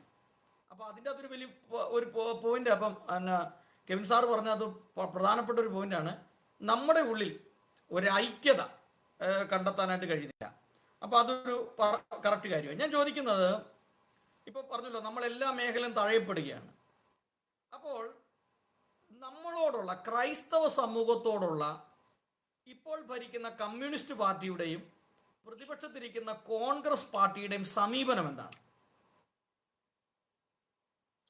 അവരുടെ സമീപനം തികച്ചും അവഗണന മാത്രമേ ഉള്ളൂ. കഴിഞ്ഞ ഒരു അവസാനത്തെ 10 വർഷം എടുക്കുകയാണെന്നുണ്ടെങ്കിൽ കേരളത്തിനുള്ളിൽ നടന്ന ഒരു വിഷയത്തിൽ പോലും ക്രിസ്ത്യൻ സമുദായം, അത് സഭാ റീത്ത് വ്യത്യാസമില്ലാതെ ക്രിസ്ത്യൻ സമുദായം നേരിട്ടിട്ടുള്ള ഒരു വിഷയത്തിൽ പോലും അവർ ന്യായം നമ്മുടെ ഭാഗത്താണെങ്കിൽ പോലും നമ്മൾക്കൊപ്പം അവർ നിന്നിട്ടില്ല. ഇപ്പൊ ഏറ്റവും ഒടുവിൽ ഡൽഹിയിൽ നടന്ന സുരക്ഷാ കാരണങ്ങളാൽ തലേ ദിവസം ഹനുമാൻ ജയന്തിയുടെ ശോഭയാത്രയ്ക്ക് പെർമിഷൻ കൊടുത്തില്ല. പിറ്റേ ദിവസം കുരുത്തോല പ്രദർശനം നടക്കുന്നു, ഓശാന ഞായറാഴ്ച. അതിനെ അനുമതി കൊടുത്തില്ല എന്ന് പറഞ്ഞുകൊണ്ട് അത് ഇവിടെ കേരളത്തിൽ വലിയ വിവാദമൊക്കെ ആക്കി, വളരെ ചർച്ചയും ഒക്കെ ആക്കി. അതേസമയം അതിന്റെ പിറ്റേ ദിവസം ഇവിടെ ദുഃഖവെള്ളിയാഴ്ച ദിവസം തൊമ്മൻകുത്ത് എന്ന് പറയുന്ന സ്ഥലത്ത് അവിടെ പള്ളിയുടെ കൈവശം ഇരിക്കുന്ന ഭൂമിയിലേക്ക് കുരിശിന്റെ വഴി നടത്തിയിട്ട് അതിനെ തടഞ്ഞപ്പോൾ ഇവരാരും ശബ്ദിച്ചില്ല. ശരിക്കും പറഞ്ഞാൽ ക്രിസ്ത്യാനികളെ പൊട്ടന്മാരാക്കുകയാണ് ഈ രണ്ട് ഭരണ പ്രതിപക്ഷങ്ങൾ, ഇപ്പൊ UDF ആയാലും അത് LDF ആയാലും ഇവിടെ ചെയ്തുകൊണ്ടിരിക്കുന്നത്. പക്ഷെ നമ്മുടെ പരമ്പരാഗത ഒരു രാഷ്ട്രീയമുണ്ട്. നമ്മൾ വളരെ പരമ്പരാഗതമായിട്ട് നമ്മുടെ ആളുകളൊക്കെ പറയും, ഞാൻ മരിച്ചാലും മരിക്കുന്നവരെ ഞാൻ കൈപ്പത്തിക്ക് മാത്രമേ കുത്തു, അല്ലെ ചുറ്റികാരിവാളിന് മാത്രമേ ചെയ്യൂ. ഇങ്ങനെയൊക്കെ ചിന്തിക്കുന്ന ഒരു രാഷ്ട്രീയ അടിമകൾ ആയി നമ്മൾ മാറിയിട്ടുണ്ട് എന്നുള്ള അവർക്ക് ഉത്തമ ബോധ്യമുണ്ട്. അപ്പം അതുകൊണ്ട് തന്നെ പരമ്പരാഗതമായി നമ്മൾ അവർക്ക് ചെയ്യുമെന്നുള്ളൊരു ബോധ്യമുള്ളത് കൊണ്ട് തന്നെ നമ്മളെ അവർ അവഗണിക്കുകയാണ്. സമയമാകുമ്പോൾ നമ്മുടെ കുറെ ആളുകളെയൊക്കെ പോയി അവരുടെ വാസസ്ഥലങ്ങളിലൊക്കെ പോയി കണ്ട് ഒന്ന് കെട്ടിപ്പിടിച്ചു, 2 പ്രസ്താവനയൊക്കെ നടത്തി, അല്ലെങ്കിൽ ക്രിസ്മസ് ആകുമ്പോൾ കുറച്ച് കേക്കുമായിട്ട് പോയി, ഇങ്ങനെയൊക്കെ കുറെ ഗിമ്മിക്കുകളെല്ലാം കാണിച്ചു കഴിയുമ്പോൾ ഇലക്ഷൻ അടുക്കുമ്പോൾ എങ്ങനെയൊക്കെ ചവിട്ടി തേച്ചെന്ന് പറഞ്ഞാലും ഇവർ ഇപ്പൊ കോൺഗ്രസിനായാലും കമ്മ്യൂണിസ്റ്റിനായാലും വോട്ട് ചെയ്തുകൊള്ളൂ എന്നുള്ള ഒരു വിശ്വാസം കൊണ്ട് ഇവർ ശരിക്കും പറഞ്ഞാൽ ക്രിസ്ത്യാനികളെ അത് ഏത് സഭകളായാലും അവരെ അവഗണിക്കുക മാത്രമാണ് ഇവർ ചെയ്തിട്ടുള്ളത്. ഒരു വിഷയത്തിൽ പോലും, ഒരൊറ്റ വിഷയത്തിൽ പോലും ഇവര് ഈ കഴിഞ്ഞ 10 വർഷത്തിനുള്ളിൽ കേരളത്തിൽ നടന്ന ഒരു വിഷയത്തിൽ പോലും ഇവർ ക്രിസ്ത്യാനികൾക്കൊപ്പം നിന്നിട്ടില്ല. അത് ന്യായം ക്രിസ്ത്യാനികളുടെ ഭാഗത്തായിട്ടായാലും, അത് ഭൗതികമായ ആക്രമണങ്ങളായാലും, ആനുകൂല്യങ്ങളുടെ കാര്യത്തിലായാലും, നമ്മുടെ വിശ്വാസങ്ങളെ തേജോവധം ചെയ്യുന്ന കാര്യത്തിലായാലും, ഏതൊരു വിഷയത്തിലായാലും. ഇപ്പോൾ ഇവിടുന്ന് രാഷ്ട്രീയക്കാര് മണിപ്പൂരിലേക്ക് പോയി, മണിപ്പൂരിൽ പോയി അവിടെ ക്ഷേമം അന്വേഷിക്കാനൊക്കെ പോയി. 3700 കിലോമീറ്റർ അകലെയുള്ള മണിപ്പൂരിലേക്ക് പോയി. പക്ഷെ എന്നാൽ 70 കിലോമീറ്റർ അകലെയുള്ള അമൽജ്യോതി കോളേജ് അടിച്ച് തകർത്തപ്പോഴത്തേക്ക് അവിടെ ഇവരാരും പോയില്ല. ഇത് നിസ്കാര മുറിയുടെ പേരിൽ നിർമ്മല കോളേജിൽ വിഷയമുണ്ടായപ്പോഴത്തേക്ക് പോയില്ല. എന്തിന്? തൊട്ടടുത്ത് കിടക്കുന്ന മുനമ്പത്ത് ഇപ്പൊ ഒരു വിഷയമുണ്ടായിട്ട് അവിടം സന്ദർശിച്ചിട്ടില്ല. പക്ഷെ ഇവരൊക്കെ മണിപ്പൂർ പോയി. അപ്പൊ ഇപ്പൊ രാഷ്ട്രീയ നേട്ടത്തിനും സ്വന്തം നിലനിൽപ്പിനും വേണ്ടിയിട്ട് ക്രിസ്ത്യൻ സമുദായത്തിലെ ഉൾപ്പെടെയുള്ളവർ ഈ കോൺഗ്രസിലും കമ്മ്യൂണിസ്റ്റും കേരള കോൺഗ്രസിലും ഇരുന്നു കൊണ്ട് മുസ്ലിങ്ങളെയും കൂടെ പ്രീണിപ്പിക്കാൻ വേണ്ടിയിട്ട് അവരെ പ്രീണിപ്പിച്ചാൽ മാത്രമേ ഇവർക്ക് നിലനിൽപ്പുള്ളൂ. കാര്യം ഇവർക്ക് സ്വന്തമായിട്ട് ആ പാർട്ടി, ശരിക്കും പറഞ്ഞാൽ ഇപ്പൊ ഈ ഇവിടുത്തെ കമ്മ്യൂണിസ്റ്റ് പാർട്ടിയിലായാലും കോൺഗ്രസിലായാലും കാര്യങ്ങൾ തീരുമാനിക്കുന്നത് പൊളിറ്റിക്കൽ ഇസ്ലാം തന്നെയാണ്. അത് തുറന്നു പറയാതിരിക്കാനാവില്ല. ഇനി 2026 ഒരു ഭരണം, അത് LDF ഭരിച്ചാലും UDF ഭരിച്ചാലും ഭരണത്തിന്റെ നിയന്ത്രണം മുസ്ലിങ്ങളുടെ കയ്യിലായിരിക്കും. അതാണ് ഇവിടെ സംഭവിക്കാൻ പോകുന്നത്. അപ്പോ പ്രതിപക്ഷ നിരയിൽ ഇരുന്നിട്ടായാൽ പോലും നമ്മുടെ വിഷയങ്ങൾക്ക് വേണ്ടി ശബ്ദിക്കാൻ കഴിയുന്ന ഒരു 3-4 MLA-മാരെ, ഞാൻ ക്രിസ്ത്യാനിയാണ്, ഞാൻ മതേതരനല്ല, ഞാൻ ഉള്ളിന്റെ ഉള്ളിൽ ക്രിസ്ത്യാനിയാണ്, പക്ഷെ ഞാൻ എല്ലാവർക്കും വേണ്ടി എന്ന പോലെ എന്റെ സമുദായത്തിന് വേണ്ടി ഞാൻ ശബ്ദിക്കുമെന്ന് പറയുന്ന MLA-മാരെ നാം ഉണ്ടാക്കിയെടുക്കണം. അല്ലാതെ ഇപ്പൊ പരമ്പരാഗതമായിട്ട് ഇപ്പൊ കോൺഗ്രസ്സുകാരുടെ ഒരു വിചാരം ക്രിസ്ത്യാനികൾ കോൺഗ്രസിന് വോട്ട് ചെയ്തുകൊള്ളൂ എന്നുള്ളൊരു മിഥ്യാധാരണയാണ്. ആ ധാരണ മാറണം. ഇപ്പോൾ അതുകൊണ്ട് മാത്രമാണ് അവർ നമ്മളെ ചവിട്ടിത്തേക്കുന്നത്. ഇപ്പോൾ ഇവിടെ കാണിക്കുന്ന ഈ സ്നേഹമെല്ലാം കപടതയാണ്. ഇവര് ഉത്തരേന്ത്യയിൽ നടക്കുന്ന അല്ലെങ്കിൽ നോർത്ത് ഈസ്റ്റിൽ നടക്കുന്ന വിഷയങ്ങൾ ഇവിടെ കൊണ്ട് പെരുപ്പിച്ച്, ഞാൻ അതിന്റെ ഏറ്റവും ഒടുവിലത്തെ ഉദാഹരണമാണ് ഞാൻ ഈ പറഞ്ഞത്. ഡൽഹിയിലെ വിഷയത്തിന്റെ പേരിൽ പ്രതികരിച്ചവർ 3-ാമത്തെ ദിവസം തൊമ്മൻകുത്തിൽ ദുഃഖവെള്ളിയാഴ്ച ദിവസം കുരിശിന്റെ വഴി നടന്നപ്പോൾ പോലീസ് തടഞ്ഞതിനെ പ്രതിപക്ഷത്തെ ഏതെങ്കിലും VD സതീശനോ അല്ലെങ്കിൽ KPCC പ്രസിഡന്റോ ആരെങ്കിലും, ജോസ് കെ മാണി ആരെങ്കിലും അതിനെ എതിർത്തു? ഇല്ല. അവർക്കൊപ്പം നിന്നോ? അവിടെ ഒന്നുമില്ല, കുരിശ് സ്ഥാപിക്കാൻ പോയതല്ല, പള്ളിയിൽ ഇരുന്ന ക്രൂശിത രൂപവുമായിട്ട് വൈദികന്റെ നേതൃത്വത്തിൽ കുരിശിന്റെ വഴി നടന്നതാണ്. അപ്പോൾ ഇതാണ് ഇവിടെ കാണിക്കുന്നത്. ശരിക്കും ഇവിടുത്തെ ക്രിസ്ത്യാനികളെ പൊട്ടന്മാരാക്കി അവരുടെ ആ രാഷ്ട്രീയ അടിമത്തത്തിൽ തളച്ചിടാൻ വേണ്ടുന്നുള്ള കാര്യങ്ങൾ മാത്രമാണ് നടത്തുന്നത്, അല്ലാതെ മറ്റൊന്നുമില്ല. ഇതിന് ചില സഭകളിലെ മത മേലധ്യക്ഷന്മാരുടെ സഹായം ഉണ്ട് താനും. ഓക്കെ, ഈ കോൺഗ്രസിലെ MP-മാർ ചതിയന്മാരാണ് എന്ന് ഞാൻ മനസ്സിലാക്കിയത് മുനമ്പം വിഷയവുമായി ബന്ധപ്പെട്ട് പാർലമെന്റിൽ അവർ നടത്തിയ പ്രസ്താവനയിലാണ്. അതായത് ക്രൈസ്തവ സമൂഹത്തിന്റെ വോട്ട് വാങ്ങിച്ച് ചെയ്ത ഹൈബി ഈഡൻ പോലും അതിഘോരമായ രീതിയിൽ ബാധിക്കുന്നത് കണ്ടു വഖഫ് ബോർഡ് വിഷയവുമായി ബന്ധപ്പെട്ട്. അപ്പോൾ അന്ന് മനസ്സിലാക്കിയ ഒരു വലിയ സംഭവം സത്യമാണ്, ഈ കോൺഗ്രസ് MP-മാരെല്ലാം ഈ കേരളത്തിലുള്ളവർ ക്രിസ്ത്യാനികൾക്ക് ശത്രുക്കളാണ്, ക്രിസ്ത്യാനികളോട് എതിരാണെന്നുള്ളൊരു ബോധ്യം എല്ലാ ജനങ്ങൾക്കും എത്തിയിട്ടുണ്ട്. അതുകൊണ്ട് മുനമ്പം നിവാസികൾ പറഞ്ഞു, ഹൈബി ഈഡന് കൊടുക്കേണ്ടത് ചൂലുകൊണ്ടാണ് മറുപടി കൊടുക്കേണ്ടത്, ചാണകം കോരി തലയിൽ ഒഴിക്കണം എന്നൊക്കെ പറഞ്ഞ ഒരു വലിയ പ്രസ്താവനയൊക്കെ ഉണ്ടായി.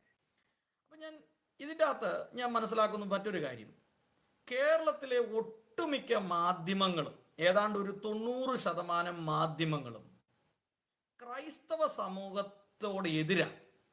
അത് മാത്രമല്ല, ക്രൈസ്തവർ അല്ലെങ്കിൽ ഹിന്ദുക്കളെ ഒരു ഭീകരമായി ചിത്രീകരിക്കുകയും ഹിന്ദുക്കൾ അല്ലെങ്കിൽ ഹിന്ദു സമൂഹം, ചില സംഘടനകൾ ക്രൈസ്തവർക്ക് ശത്രുക്കളാണ് എന്നവർ ബോധപൂർവം പ്രചരിപ്പിക്കുകയും ഒരു ഇസ്ലാമിസ്റ്റുകൾക്ക് നല്ലൊരു പ്രീണനം കൊടുക്കുകയും ചെയ്യുന്ന ഒരു സമീപനമുണ്ട്.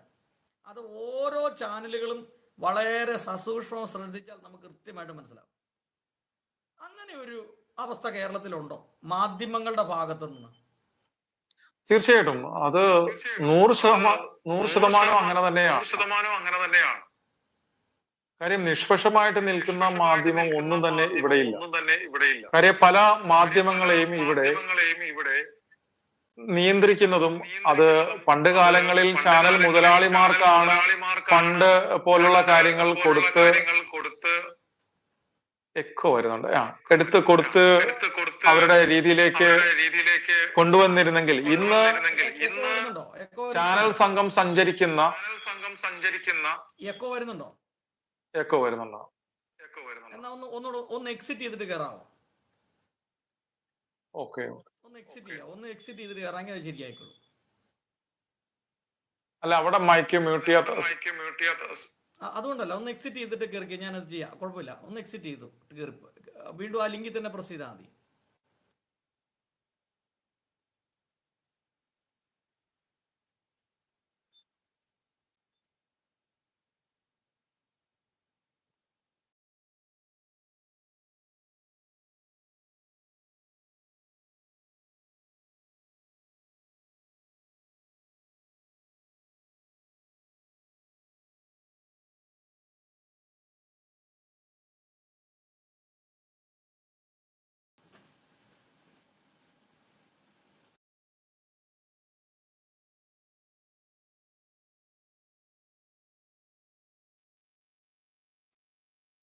ആയിരുന്നു. അവരെ സ്വാധീനിക്കുന്നവരുടെ ഫണ്ട് എത്തിയിരുന്നെങ്കിൽ ഇന്ന് ക്യാമറാമാനും ന്യൂസ് റീഡർക്കും എന്തിന് ക്യാമറ സംഘം സഞ്ചരിക്കുന്ന വാഹനത്തിന്റെ ഡ്രൈവർക്ക് വരെ പണം എത്തുകയാണ്. പരസ്യത്തിന്റെ രൂപത്തിൽ മുതലാളിമാർക്ക് എത്തും. അതുകൊണ്ട് തന്നെ ചില ചാനലുകളൊക്കെ നഷ്ടത്തിലേക്ക് കൂപ്പുകുത്തുകയും ചില പ്രശ്നങ്ങളിൽ അകപ്പെടുകയും ചെയ്തപ്പോൾ അവർക്ക് ഫണ്ട് കൊടുത്തുകൊണ്ട് അവരെ ആ പ്രശ്നങ്ങളിൽ നിന്ന് കരകയറ്റി ചെയ്ത് ഇവിടുത്തെ ജമാഅത്തെ ഇസ്ലാമി പോലുള്ള ഇസ്ലാമിക മതമൗലികവാദ പ്രസ്ഥാനങ്ങളാണ്. അപ്പൊ അതുകൊണ്ട് തന്നെ ഇവിടുത്തെ പ്രധാനപ്പെട്ട മുഖ്യധാരാ മാധ്യമങ്ങളെല്ലാം തന്നെ ഇസ്ലാമിന്റെ പൊളിറ്റിക്കൽ ഇസ്ലാമിന്റെ പക്ഷത്ത് തന്നെയാണ്, ക്രിസ്ത്യാനികൾക്ക് എതിരെ തന്നെയാണ് എന്ന് വേണമെങ്കിൽ പറയാം. ആകെ ഉണ്ടായിരുന്ന ഒരു ജീവൻ ടി വി ആയിരുന്നു. ജീവൻ ടി വിയും അത് പോയി. പിന്നെ ഇപ്പോൾ ക്രിസ്ത്യാനികളുടേതായിട്ടുള്ള ഒരു ഷക്കീന ടെലിവിഷൻ എന്ന് പറയുന്ന ഒരു ചാനൽ മാത്രമേ ഉള്ളൂ. അതായത് ക്രിസ്ത്യൻ കുടുംബങ്ങളിൽ മാത്രം ഒതുങ്ങി നിൽക്കുന്ന ഒരു ചാനൽ എന്നുള്ളതേ ഉള്ളൂ. അപ്പോൾ ശരിക്കും പറഞ്ഞാൽ ഇവിടെ മാധ്യമങ്ങൾ ക്രിസ്ത്യൻ സമൂഹത്തിന് എതിര് തന്നെയാണ്. പിന്നെ കുറേയധികം ഓൺലൈൻ യൂട്യൂബ് ചാനലുകൾ, അതേ പാസ്റ്റർ പോലെ ഇങ്ങനെയുള്ള ചാനലുകളൊക്കെ ഉള്ളത് കൊണ്ട്, ഈ സോഷ്യൽ മീഡിയ ഉള്ളത് കൊണ്ട് മാത്രം സത്യം ജനങ്ങളിലേക്ക് എത്തുന്നുള്ളൂ എന്നുള്ളത് മാത്രമേ ഉള്ളൂ. അല്ലാതെ പത്രദൃശ്യ മാധ്യമങ്ങളെല്ലാം തന്നെ ഒരുവിധം പൊളിറ്റിക്കൽ ഇസ്ലാമിന്റെ കൈകളിൽ ആവപ്പെട്ടു കഴിഞ്ഞു. അതാണ് സത്യം. അതായത് ഈ പത്രങ്ങളും ടി വി ചാനലുകളെല്ലാം കാണുന്നവർക്ക് കാര്യങ്ങൾ വ്യക്തമായിട്ട് മനസ്സിലാകുന്നുണ്ട്. പക്ഷെ ഇതിൻ്റെ അകത്ത് മറുനാടൻ ഷാജൻ സക്കറിയ സാറിന്റെ ചാനല്, അതുപോലെ മാത്യു സാമുവലിന്റെ ചാനല് സാറിന്റെ, ABC മലയാളം, ഇങ്ങനെ ചില ചാനലുകൾ ഈ യാഥാർത്ഥ്യങ്ങൾ തുറന്നു പറയുന്നുണ്ട്. ക്രൈസ്തവർക്ക് സപ്പോർട്ട് എന്നുള്ളതല്ല, എന്താണ് ഇതിന്റെ യാഥാർത്ഥ്യം എന്നുള്ളതിനെ കുറിച്ച്. ഒന്ന്, ലോകം നേരിടുന്ന ഏറ്റവും വലിയ വെല്ലുവിളി എന്ന് പറയുന്നത്, എനിക്ക് ഒരുപാട് കാര്യങ്ങൾ ചോദിക്കാനുണ്ട്, ഞാൻ അതിലേക്ക് വരികയാണ്. ലോകം നേരിടുന്ന ഏറ്റവും വലിയ വെല്ലുവിളി എന്ന് പറയുന്നത് ഇസ്ലാമിക് മത തീവ്രവാദമാണ്. അതിൻ്റെ അകത്ത് രണ്ടു പക്ഷമില്ല. അപ്പോൾ ആ മത തീവ്രവാദത്തെ അതേ രൂപത്തിൽ അവതരിപ്പിക്കാനോ പറയാനോ പല മാധ്യമങ്ങൾക്കും ധൈര്യമില്ല. അതല്ലേ അതിൻ്റെ അകത്തൊരു സത്യം എന്ന് പറയുന്നത്. ധൈര്യമില്ല. അപ്പൊ അങ്ങനെ ഇരിക്കുന്ന സമയത്താണ് ഷാജൻ സക്കറിയ സാറിനെ പോലെയും ഈ മാത്യു സാമുവൽ സാറിനെ പോലെയൊക്കെ ഉള്ള ആളുകൾ ഇത് തുറന്നു പറയുന്നത്. അപ്പോൾ എൻ്റെ ഒരു ചോദ്യം, ഈ ഇസ്ലാമിക് മത തീവ്രവാദമാണ് ഇന്ന് ലോകത്ത് നേരിടുന്ന ഏറ്റവും വലിയ വെല്ലുവിളി. ആ വെല്ലുവിളിയെ തുറന്നു കാണിക്കാൻ ഇപ്പോ ഈ പഹൽഗാമിൽ നടന്ന ആക്രമണവുമായിട്ട് ബന്ധപ്പെട്ട് പോലും വേണ്ട രീതിയിലുള്ള ഒരു പരിഗണന ഈ നാഷണൽ ചാനലുകൾ കൊടുക്കുന്ന അത്രയും പരിഗണനയൊന്നും കേരളത്തിലുള്ള ഒരു ചാനലും കൊടുക്കുന്നില്ല എന്നുള്ളതാണ് എന്റെ ഒരു അഭിപ്രായം. ഞാൻ മനസ്സിലാക്കിയത്, ഞാനിതെല്ലാം കണ്ടുകൊണ്ടിരിക്കുന്നതുകൊണ്ട് പറയാം. എന്തായിരിക്കും അതിൻ്റെ അകത്ത്, അതെന്താണ് അതിൻ്റെ അകത്ത് അതിന്റെ ഒരു കാരണം എന്താണ്? ഞാൻ നേരത്തെ പറഞ്ഞത് തന്നെയാണ് ഇതിന്റെ പ്രധാനപ്പെട്ട കാരണം എന്ന് പറയുന്നത്. ഇപ്പൊ നമ്മൾ ഷാജൻ സക്രിയയുടെ കാര്യം എടുത്തു. അദ്ദേഹം ഒരുവിധം കാര്യങ്ങൾ വളരെ സത്യസന്ധമായി പറയുന്നതാണ്. പലരും കൊണ്ടുവരാത്ത കാര്യങ്ങൾ അദ്ദേഹം പുറത്ത് പറഞ്ഞിട്ടുണ്ട്. അദ്ദേഹത്തെ ഏതൊക്കെ രീതിയിൽ ഒതുക്കാനും ജയിലിൽ അടയ്ക്കാനും ശ്രമിച്ചു എന്നുള്ളത് കഴിഞ്ഞ കുറെ കാലങ്ങൾക്ക് മുമ്പ് നമ്മൾ കണ്ടതാണ്. അതുപോലെ തന്നെ ഇപ്പോൾ മാത്യു സാമുവൽ വളരെ എക്സ്പീരിയൻസ്ഡ് ആയിട്ടുള്ള ഒരു ജേർണലിസ്റ്റ് ആണ്. നമുക്കറിയാം, തെഹൽക്കയിലൊക്കെ അദ്ദേഹം വർക്ക് ചെയ്തിട്ടുള്ള, തെഹൽക്ക ഉയർത്തിയെടുത്തത് അങ്ങനത്തെ ഒരു സ്ട്രിങ് ഓപ്പറേഷനൊക്കെ അദ്ദേഹം നടത്തിയിട്ടുള്ള ഓപ്പറേഷനുകളൊക്കെ നമുക്ക് നന്നായിട്ട് അറിയാവുന്ന. അപ്പൊ വളരെ എക്സ്പീരിയൻസും വളരെ കണക്ഷനും ഉള്ള ഒരു മാധ്യമ പ്രവർത്തകനാണ് മാത്യു സാമുവൽ സാർ.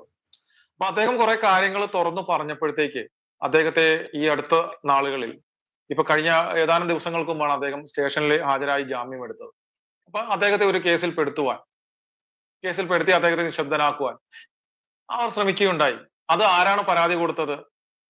യൂത്ത് കോൺഗ്രസിലെ ഒരു മുസ്ലിം യുവാവാണ് പരാതി കൊടുക്കുന്നത്. കോൺഗ്രസിന് എന്താണ് വീരാറ്റുപേട്ട എന്ന് പറയുന്ന സ്ഥലത്തെ കുറിച്ച് പറഞ്ഞതിന് കോൺഗ്രസിന് എന്താണ് പ്രശ്നം?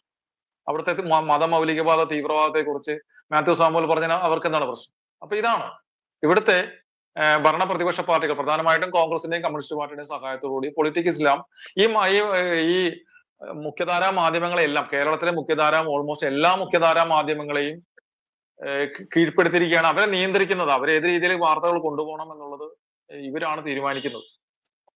പക്ഷെ ഇങ്ങനെ ഇതുപോലുള്ള കുറെ ഓൺലൈൻ യൂട്യൂബ് ഓൺലൈൻ ചാനലുകളും പിന്നെ സോഷ്യൽ മീഡിയയും ഉള്ളത് കൊണ്ട് മാത്രമാണ് ശരിക്കും ആളുകൾ സത്യം അറിയുന്നത്. അപ്പോ ശരിക്കും പറഞ്ഞാൽ ഇപ്പൊ സാറ് പറഞ്ഞ അനുസരിച്ച് ഗവൺമെന്റിനെ നിയന്ത്രിക്കുന്നത് അല്ലെങ്കിൽ സ്വാധീനം ചെലുത്തുന്നതിൽ ഇവർക്ക് വലിയൊരു പങ്കുണ്ട്. 2, എല്ലാ മേഖലകളിലും കൈയടക്കുകയാണ്. കഴിഞ്ഞ ദിവസം ഒരു സംഭവം ഉണ്ടായി.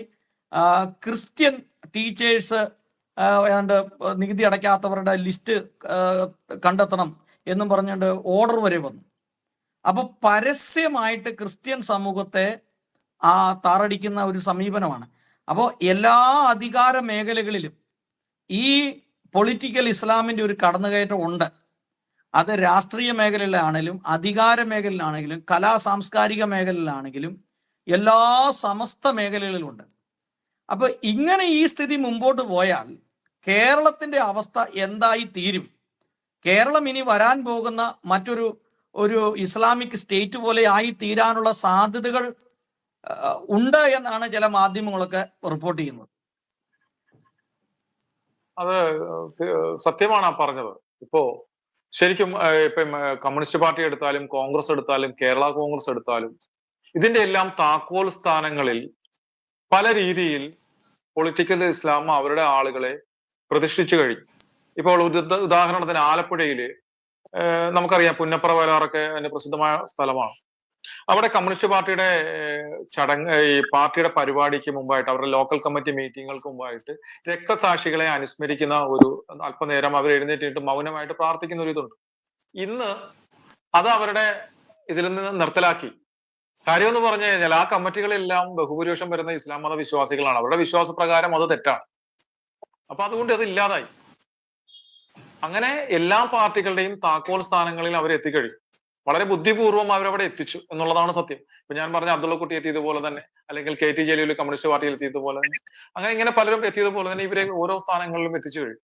അപ്പോൾ അതുകൊണ്ട് ആ പാർട്ടിയിലെയും ആളുകൾക്ക്, മറ്റുള്ള മതസ്ഥർക്ക് സത്യം തുറന്നു പറയാനോ അല്ലെങ്കിൽ സ്വന്തം സമുദായത്തിന് വേണ്ടിയിട്ടോ അല്ലെങ്കിൽ രാജ്യത്തിന് വേണ്ടിയോ സംസാരിക്കാൻ മടിയാണ്. ഇപ്പോൾ തന്നെ കൂട്ടത്തിലുള്ള ആളുകൾ എന്ത് കരുതും അല്ലെങ്കിൽ അവരുടെ പ്രതികരണം ഏത് രീതിയിൽ ആയിരിക്കുമെന്ന് ഭയന്ന് പെഹൽഗാമിൽ നടന്ന ആ നിരപരാധികളുടെ കൂട്ടക്കൊലയെ പോലും പരസ്യമായിട്ട് തള്ളിപ്പറയാൻ, അതിനെ അപലപിക്കാൻ കമ്മ്യൂണിസ്റ്റുകാരായാലും കോൺഗ്രസ്സുകാരായാലും കേരള കോൺഗ്രസ്സുകാരായാലും ഭയപ്പെടുകയാണ്. അപ്പൊ ഈ അവസ്ഥയാണ് ഇവിടെ ഉള്ളത്. പിന്നെ അതുപോലെ തന്നെ പറയുന്നത്, ഉദ്യോഗസ്ഥ തലത്തിലായാലും നമ്മുടെ കുട്ടികൾ എങ്ങനെയെങ്കിലും ഇവിടം വിടാനാണ് ശ്രമിച്ചുകൊണ്ടിരിക്കുന്നത്. എങ്ങനെയെങ്കിലും അവർക്ക് വിദേശത്തേക്ക് പോകണമെന്നുള്ളതാണ്. കാര്യം ഇവിടുത്തെ ഒരു റബ്ബർ കർഷകൻ തന്റെ മകനെ റബ്ബർ കർഷകനാക്കാൻ താല്പര്യപ്പെടുന്നില്ല. താൻ ഇവിടെ അനുഭവിച്ച പ്രശ്നങ്ങൾ അറിയാവുന്നതുകൊണ്ട് തന്റെ മകനെ കൃഷിയിലേക്ക് പിടിച്ചു നിർത്താനും നാട്ടിൽ നിർത്താനും അവരും താല്പര്യപ്പെടുന്നില്ല. ഇനി മകനെ ഇവിടെ നിർത്തി അവനൊരു ബിസിനസ്സുമായിട്ട് മുന്നോട്ട് പോയാൽ, അവനൊരു വിഷയം ഉണ്ടായാൽ, അവനൊരു നിയമപ്രശ്നം ഉണ്ടായാൽ, ഒരു പഞ്ചായത്തിൽ നിന്നോ മുനിസിപ്പാലിറ്റിയിൽ നിന്നോ അല്ലെങ്കിൽ മറ്റേതെങ്കിലും രീതിയിൽ നിന്നോ ഒരു വ്യവസായ വകുപ്പിൽ നിന്ന് എന്തെങ്കിലും പ്രശ്നം ഉണ്ടായാൽ അവനൊപ്പം ആരും ഉണ്ടാവില്ല എന്നുള്ള ചിന്ത അവനും ഉണ്ട്, അവന്റെ മാതാപിതാക്കൾക്കും ഉണ്ട്. അപ്പോൾ അതുകൊണ്ട് ഇവിടെ എങ്ങനെയെങ്കിലും പഠിച്ച് പ്രാഥമിക വിദ്യാഭ്യാസം കഴിഞ്ഞാൽ എങ്ങനെയെങ്കിലും വിദേശത്തേക്ക് പോകണമെന്നുള്ളത് കൊണ്ടാണ്. അപ്പൊ നമ്മുടെ ഉദ്യോഗസ്ഥ തലത്തിലും നമ്മളുടെ യുവാക്കൾ ഇനിയില്ല. ഇപ്പോ ജഡ്ജിമാര് പോലും ഒരു തലമുറ മാറിക്കഴിഞ്ഞാൽ കാന്തപുരം മുസ്ലിയാരുടെ ലോ അക്കാദമിയിൽ പഠിച്ചിറങ്ങുന്ന വിദ്യാർത്ഥികളാണ് ഇനി ജഡ്ജിമാരായി വരാൻ പോകുന്നത്. അപ്പൊ എങ്ങനെയുള്ള സ്ഥലങ്ങളിൽ നോക്കിയാലും ഇവിടുത്തെ ഭരണവർഗത്തിന്റെ ഭാഗത്തുനിന്നും രാഷ്ട്രീയക്കാരുടെ ഭാഗത്തുനിന്നും ഉണ്ടായിക്കൊണ്ടിരിക്കുന്ന ആ അവഗണന കൊണ്ട് ഇവിടുത്തെ നമ്മുടെ യുവത്വം വീഴുമ്പോഴത്തേക്ക് മറ്റൊരു വിഭാഗം ഇവിടേക്ക് കടന്നു കയറുകയാണ്. ഒപ്പം തന്നെ ജനസംഖ്യാ വിസ്ഫോടനം നടത്തി അവർ വോട്ട് ബാങ്കിനെ വർദ്ധിപ്പിച്ചുകൊണ്ടിരിക്കുകയും ചെയ്തു. അപ്പൊ ഇത് തന്നെയാണ് ഈ മാധ്യമ രംഗത്തായാലും മറ്റു രംഗത്തായാലും സംഭവിക്കുന്നത്. അപ്പൊ ഇതൊരു പച്ചയായ യാഥാർത്ഥ്യമാണ്. ഇപ്പൊ ഈ കെവിൻ സാർ പറയുന്ന പച്ചയായ യാഥാർത്ഥ്യമാണ്. ഇത് ഞാൻ എന്റെ വീഡിയോകളിലെല്ലാം പറയാറുണ്ട്. കേരളത്തിലെ ഒരു 95% മാധ്യമ സ്ഥാപനങ്ങളും മാധ്യമ പ്രവർത്തകരും ഇവരൊന്നും ഒരു മാധ്യമ പ്രവർത്തകരല്ല. ഇവരൊക്കെ വെറും കൂലിക്കാരായി മാറി. ഇവിടെ പണ്ട് ഒരാൾ പറഞ്ഞ പോലെ ഏക് ബോട്ടിൽ ദാരു, ദോ പീസ് ചിക്കൻ. ഈ ഒരു ഒരു ഒരു ബോട്ടിൽ മദ്യവും 2 കഷ്ണം ചിക്കനും ഉണ്ടെങ്കിൽ ആരും എന്തു എഴുതൂ എന്ന് പറഞ്ഞ ഒരാൾ ഇവിടെ പറഞ്ഞു. എന്ന് പറഞ്ഞ പോലെ മാധ്യമ പ്രവർത്തനങ്ങൾ എന്ന് പറഞ്ഞ ഇന്ന് നടക്കുന്ന മാധ്യമ പ്രവർത്തനമൊന്നുമല്ല. ഏതെങ്കിലും ഒരു പാവപ്പെട്ടവന്റെ നെഞ്ചത്ത് കയറുക, അവന്റെ കിടപ്പറ രഹസ്യങ്ങൾ പൊക്കിയെടുക്കുക, എന്നിട്ട് അത് പബ്ലിക് ആക്കുക. ഇതൊക്കെയാണ് ഇപ്പോഴത്തെ മാധ്യമ പ്രവർത്തനം പറയുന്നത്. ശക്തമായിട്ട് കേരളത്തിൽ ഇസ്ലാമിക് മത തീവ്രവാദമുണ്ട്, തീവ്രവാദികൾ വളരുന്നുണ്ട്. അതായത് ബംഗ്ലാദേശിൽ നിന്ന് വെസ്റ്റ് ബംഗാളിൽ നിന്നൊക്കെയുള്ള ആളുകൾ കുടിയേറ്റക്കാർ ഇവിടെ കടന്നു വന്ന് ഈ നാട് നശിപ്പിക്കുന്നുണ്ടെന്ന ചങ്കൂറ്റത്തോടു കൂടി പറയാൻ കഴിവുള്ളവനില്ല. ഇന്ന് പെരുമ്പാവൂർ എന്ന് പറയുന്ന സ്ഥലം, പെരുമ്പാവൂരിൽ എന്ന് പറഞ്ഞ് അവിടെ പരസ്യമായിട്ട് മാംസക്കച്ചവടം, അല്ല വ്യഭിചാരം, മദ്യപാനം, ലഹരി മരുന്ന്, കഞ്ചാവ്, MDMA, ഗുണ്ടായിസം എല്ലാം നടക്കുകയാണ് അവിടെ പരസ്യമായിട്ട്. ഇതൊന്നും ഇവിടെയുള്ള ഗവൺമെന്റ് കണ്ടിട്ടും കണ്ണടച്ച് മുമ്പോട്ട് പോവാണ്. ഇപ്പൊ സാറ് പറഞ്ഞ പോലെ കഴിഞ്ഞാൽ ഒരു പോലീസ് സ്റ്റേഷനിൽ ചെന്നാൽ പോലും ക്രൈസ്തവ സമൂഹത്തിന് ഒരു നീതി ലഭിക്കുകയില്ല എന്നുള്ള ഒരു സ്ഥിതിവിശേഷത്തിലേക്ക് വന്നു. കോൺഗ്രസിനെ ആശ്രയിക്കാൻ പറ്റുകയില്ല, അത് 100% ഉറപ്പാണ്. കാരണം കോൺഗ്രസ് ഏതാണ്ട് എല്ലാവരും തന്നെ ഇസ്ലാമിസ്റ്റ് ചിന്താഗതിയിലേക്ക് എന്ന് പറഞ്ഞാൽ അവരുടെ ആ ബ്രെയിൻ അങ്ങനെ അങ്ങ് മാറി. പിന്നെ കമ്മ്യൂണിസമാണ്.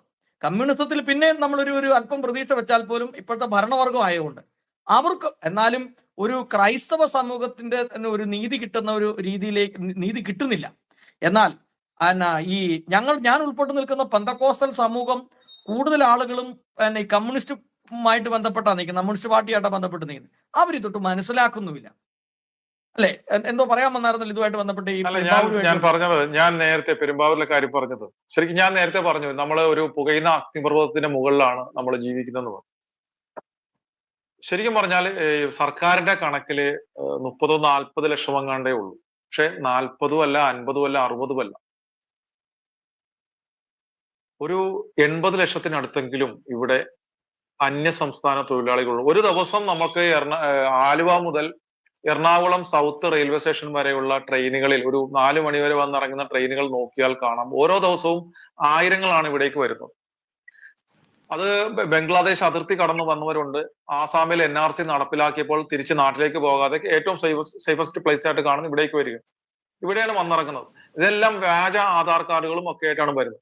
ഈ നമ്മളിവിടെ അന്യ സംസ്ഥാന തൊഴിലാളികൾ എന്ന് പറയുന്നത് പ്രത്യേകിച്ച് ഇവിടെ ബംഗാളികളെ നമ്മൾ വിളിക്കുന്നു. പക്ഷെ ഇവര് ബംഗാളികളല്ല. ഇവരിൽ പകുതിയും ബംഗ്ലാദേശിൽ നിന്നും ബർമയിൽ നിന്നും അനധികൃതമായ അതിർത്തി കടന്നു വന്ന് ഇവിടുത്തെ ആധാർ കാർഡുമായിട്ട് വന്നിട്ടുള്ളവരാണ്.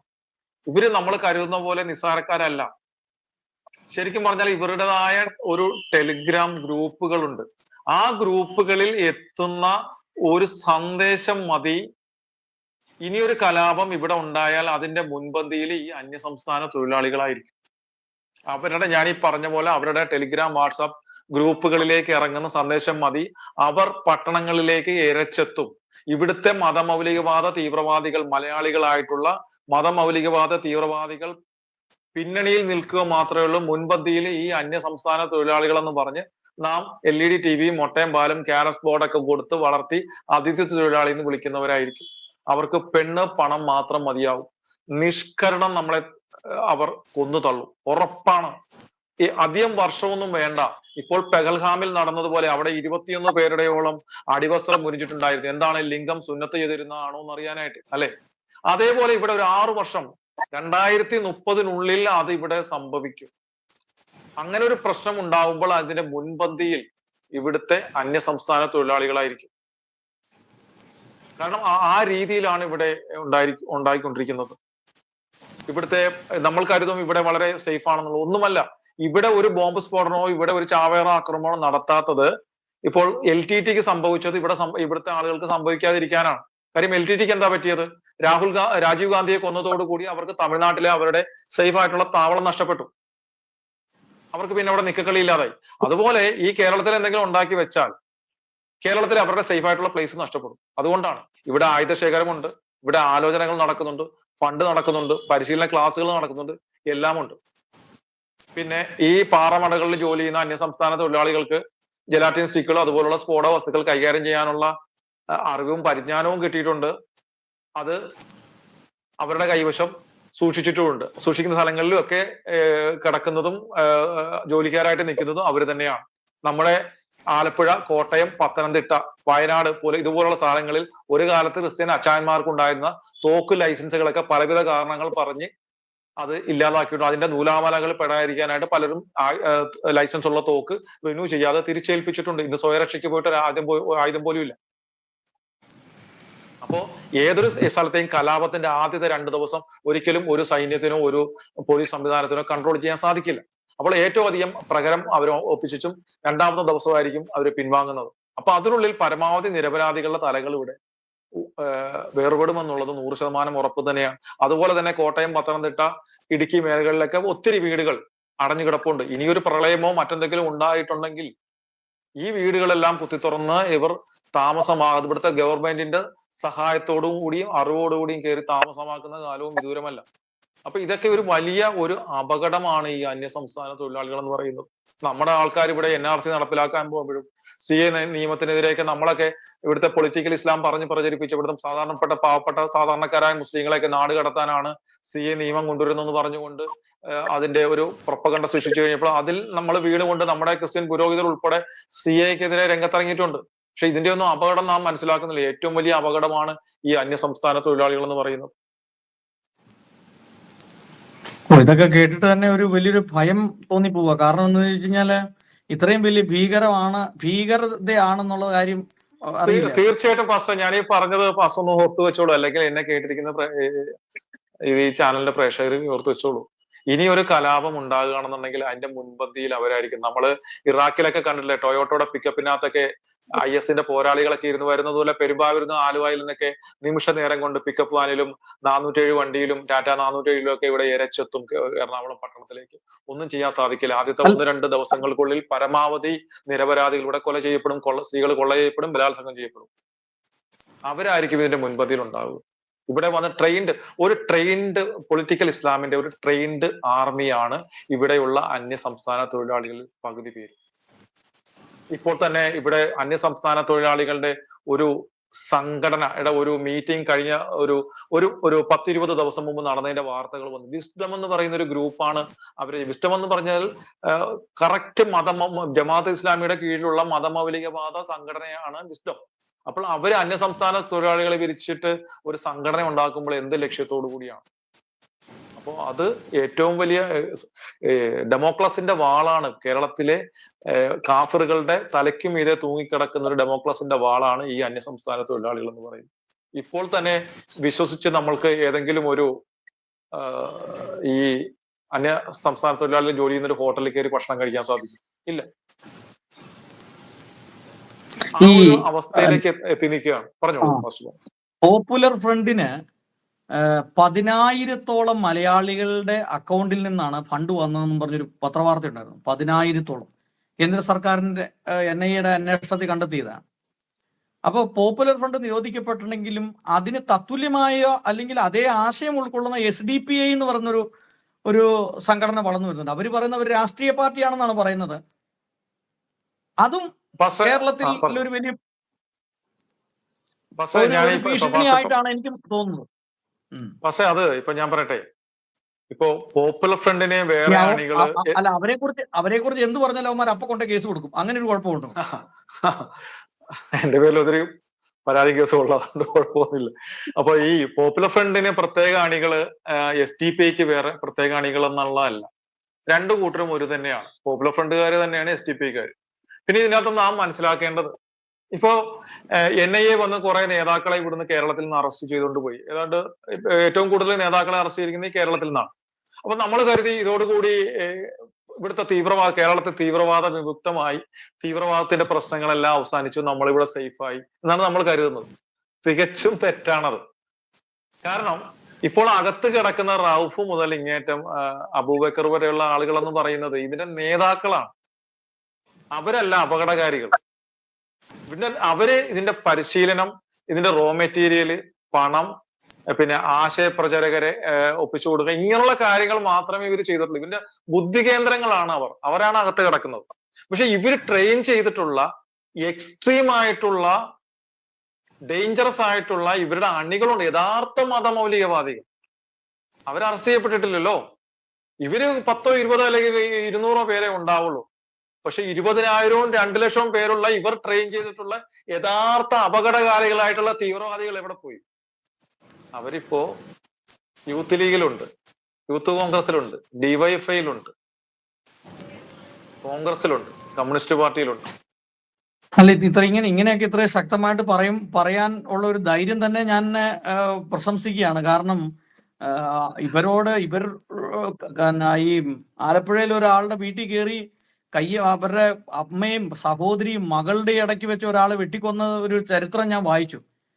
അക്ഷരാർത്ഥത്തിൽ ഞെട്ടിപ്പോയി അത് കണ്ടു കഴിഞ്ഞപ്പോൾ. അത്രയ്ക്ക് മനസാക്ഷിയില്ലാത്ത ഒരു സമൂഹമാണ് ഈ പറഞ്ഞ ഈ പൊളിറ്റിക്കൽ പാർട്ടി എന്ന് പറയുന്നത്.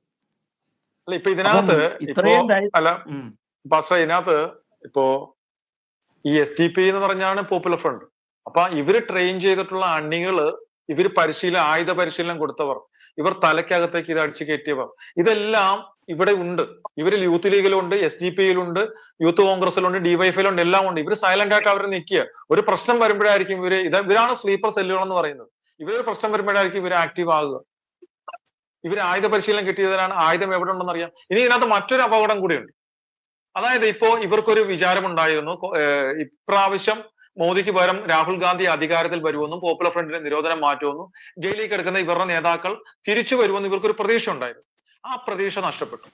ഇപ്പോ SDP-യെയും പൂട്ടാനുള്ള കാര്യങ്ങളാണ് കേന്ദ്ര സർക്കാർ ചെയ്തുകൊണ്ടിരിക്കുന്നത്. അപ്പൊ ഇനി പ്രതീക്ഷ നഷ്ടപ്പെട്ട് കഴിയുമ്പോഴത്തേക്ക് ഒരു കേന്ദ്രീകൃത, ഇവരെ നിയന്ത്രിച്ച് നിർത്തുന്ന ഒരു കേന്ദ്രീകൃത നേതൃത്വം ഉണ്ടല്ലോ, ആ നേതൃത്വം അകത്ത് പോയി കഴിയുമ്പോൾ പിന്നെ ഇവർക്ക് പ്രതീക്ഷ നഷ്ടപ്പെടും. അപ്പോൾ ഇവര് 1 2 പേർ അല്ലെങ്കിൽ ഒരാള് അയാളുടെ തലയിൽ ചിന്തിക്കുന്ന കാര്യത്തിനനുസരിച്ച് ഒരു തീരുമാനം നടപ്പിലാക്കും, അല്ലെങ്കിൽ 2 3 പേർ ചേർന്നിരുന്ന ഒരു തീരുമാനം എടുത്ത് നടപ്പിലാക്കും. ഷഹീദ് ആവുക. ഇനി നേതാക്കൾ തിരിച്ചു വരുമെന്നും 2026-ലോ അല്ല 47-ലോ ഇസ്ലാമിക രാജ്യമാക്കാമെന്നോ ഇത് കാലിഫേറ്റ് ഉണ്ടാക്കാമെന്നുള്ള പ്രതീക്ഷ അവർക്ക് നഷ്ടപ്പെട്ട് കഴിയുമ്പോൾ പരമാവധി കാഫിറുകളെ കൊന്നിട്ട് ഷഹീദായിട്ട് പോയി ഹൂറികൾക്കൊപ്പം അർമാദിക്കുക എന്നുള്ള ആ ഒരു ഇതിലേക്ക് വരുമ്പോൾ ഇവർ 1 2 പേര് ചേർന്നെടുക്കുന്ന തീരുമാനം ഭയങ്കര ഡേഞ്ചറസ് ആയിരിക്കും. അത് ചിലപ്പോൾ ചാവേർ ആക്രമണങ്ങളായിട്ട് മാറും. പിന്നെ മാസ്റ്റർ പറഞ്ഞ പോലെ ഇത് പറയുന്നുണ്ടെന്നില്ല, പക്ഷെ മരണം ഉറപ്പാണ്. മരണം ഉറപ്പായിട്ടുള്ള ഒരു കാര്യമാണ്, എല്ലാവർക്കും ഉറപ്പാണ്. അല്ല, നമ്മൾ ഭയപ്പെട്ടിട്ട് കാര്യമില്ല. അല്ല, ഞാൻ ഒരു ദിവസം ഇതുമായിട്ട് ബന്ധപ്പെട്ട ഒരു വീഡിയോ ചെയ്തപ്പോ എന്നെ കുറെ പേര് വിളിച്ച് തെറി പറഞ്ഞു. നിന്നെ ഞങ്ങൾ നോക്കി വെച്ചിരിക്കുകയാണ്, നീ എവിടെയാണെന്നുള്ളതിന്റെ ലിസ്റ്റൊക്കെ ഞങ്ങൾ എടുത്തു വെച്ചിട്ടുണ്ടെന്നൊക്കെ പറഞ്ഞ് എന്നെ കുറെ പേര് വിളിച്ചു. അപ്പം അന്ന് എനിക്ക് കാര്യം മനസ്സിലായി. ഇപ്പൊ ഞാനും ഇവരുടെ ഒരു ലിസ്റ്റിലുണ്ട്. ഞാൻ വലിയധികം വീഡിയോ ഒന്നും ചെയ്യുന്നില്ലെങ്കിൽ പോലും എന്നെ ഭീഷണിപ്പെടുത്താനാണെങ്കിൽ പോലും ഇവർ അത്രയും വിളിച്ചു പറഞ്ഞല്ലോ. അപ്പം നിന്നെ നോട്ടമിട്ടിട്ടുണ്ട്, നിന്നെ നോട്ടമിട്ടിട്ടുണ്ടെന്ന് ഇവന്മാര് പറഞ്ഞു. അത് ഞാനും മനസ്സിൽ വെച്ചേക്കുക. അപ്പൊ ഞാൻ പറഞ്ഞത് എനിക്ക് അന്ന് ഇവരെ മനസ്സിലായതാ, അതുകൊണ്ടാണ് ഞാൻ ഈ പറഞ്ഞേ. അപ്പൊ ഞാൻ ചോദിക്കുന്നത് എന്താണ് ഇതിനൊരു സൊല്യൂഷൻ എന്താണ്? ഇപ്പം ശരിക്കും ഞാൻ ഈ നോർത്ത് ഇന്ത്യയിൽ താമസിക്കുന്ന ഒരാളാണ്. എൻ്റെ ഒരു അഭിപ്രായത്തിൽ ഇന്ത്യയിലെ ഏറ്റവും നല്ല ഭരണാധികാരി ഇവിടുത്തെ മുഖ്യമന്ത്രി യോഗി ആദിത്യനാഥ് എന്നാണ് എൻ്റെ വിശ്വാസം. കാരണം ഒറ്റപ്പെട്ട സംഭവങ്ങൾ പെന്തക്കോസ്റ്റൽ സമൂഹത്തിന് നേരിടുന്നുണ്ട്. അത് അവർ നേരിടുന്നത് എന്തുകൊണ്ടാണെന്ന് ചോദിച്ചാൽ അവർ മറ്റുള്ള അന്യമതസ്ഥയിൽപ്പെട്ട ആളുകളോട് സുവിശേഷം പറയുന്നുകൊണ്ടാണ്. അതേസമയം ഞാനൊരു ക്രിസ്ത്യാനിയായിട്ട് ഇവിടെ നിൽക്കുന്നു, എനിക്കിവിടെ പ്രാർത്ഥിക്കുന്നതിനോ പള്ളിയിൽ പോകുന്നതിനോ ബൈബിൾ വായിക്കുന്നതിനോ യാതൊരു കുഴപ്പമില്ല. ഞാനിവിടെ ക്രിസ്മസിന് കേക്ക് മേടിച്ചില്ല, അവർ തന്നെ ചോദിക്കുന്നതിന് അത് 6 കേക്ക് മേടിക്കാത്തതെന്ന് ചോദിക്കും. സംഗതി മനസ്സിലായോ? പക്ഷേ മറ്റൊരുത്തനെ, ഒരു ഹിന്ദു മതത്തിൽപ്പെട്ട ഒരാളെ അവരോട് സുവിശേഷം പറഞ്ഞ് അവരെ കൺവേർട്ട് ചെയ്യാൻ പറ്റത്തില്ല. അതാണ് ഈ നോർത്ത് ഇന്ത്യയിലുള്ള പ്രശ്നം. നോർത്ത് ഇന്ത്യയിലെ കാര്യം അറിയണമെങ്കിൽ എന്നോട് ചോദിച്ചാൽ ഞാൻ പറയാം അതിന്റെ ഇവിടുത്തെ കറക്റ്റ് കാര്യങ്ങൾ എന്താന്ന്. പക്ഷേ ഒരു ക്രിസ്ത്യാനിക്ക് ഇവിടെ സുഖമായിട്ട് ജീവിക്കാം, മുസ്ലിമിനും സുഖമായിട്ട് ജീവിക്കും. ഇവിടെ ഒരു മുസ്ലിമിനും കുഴപ്പമില്ല. അവൻ ഒരു സാധനങ്ങളോ ആരും എടുത്തുകൊണ്ട് പോകത്തില്ല. അത്രയ്ക്ക് സുരക്ഷിത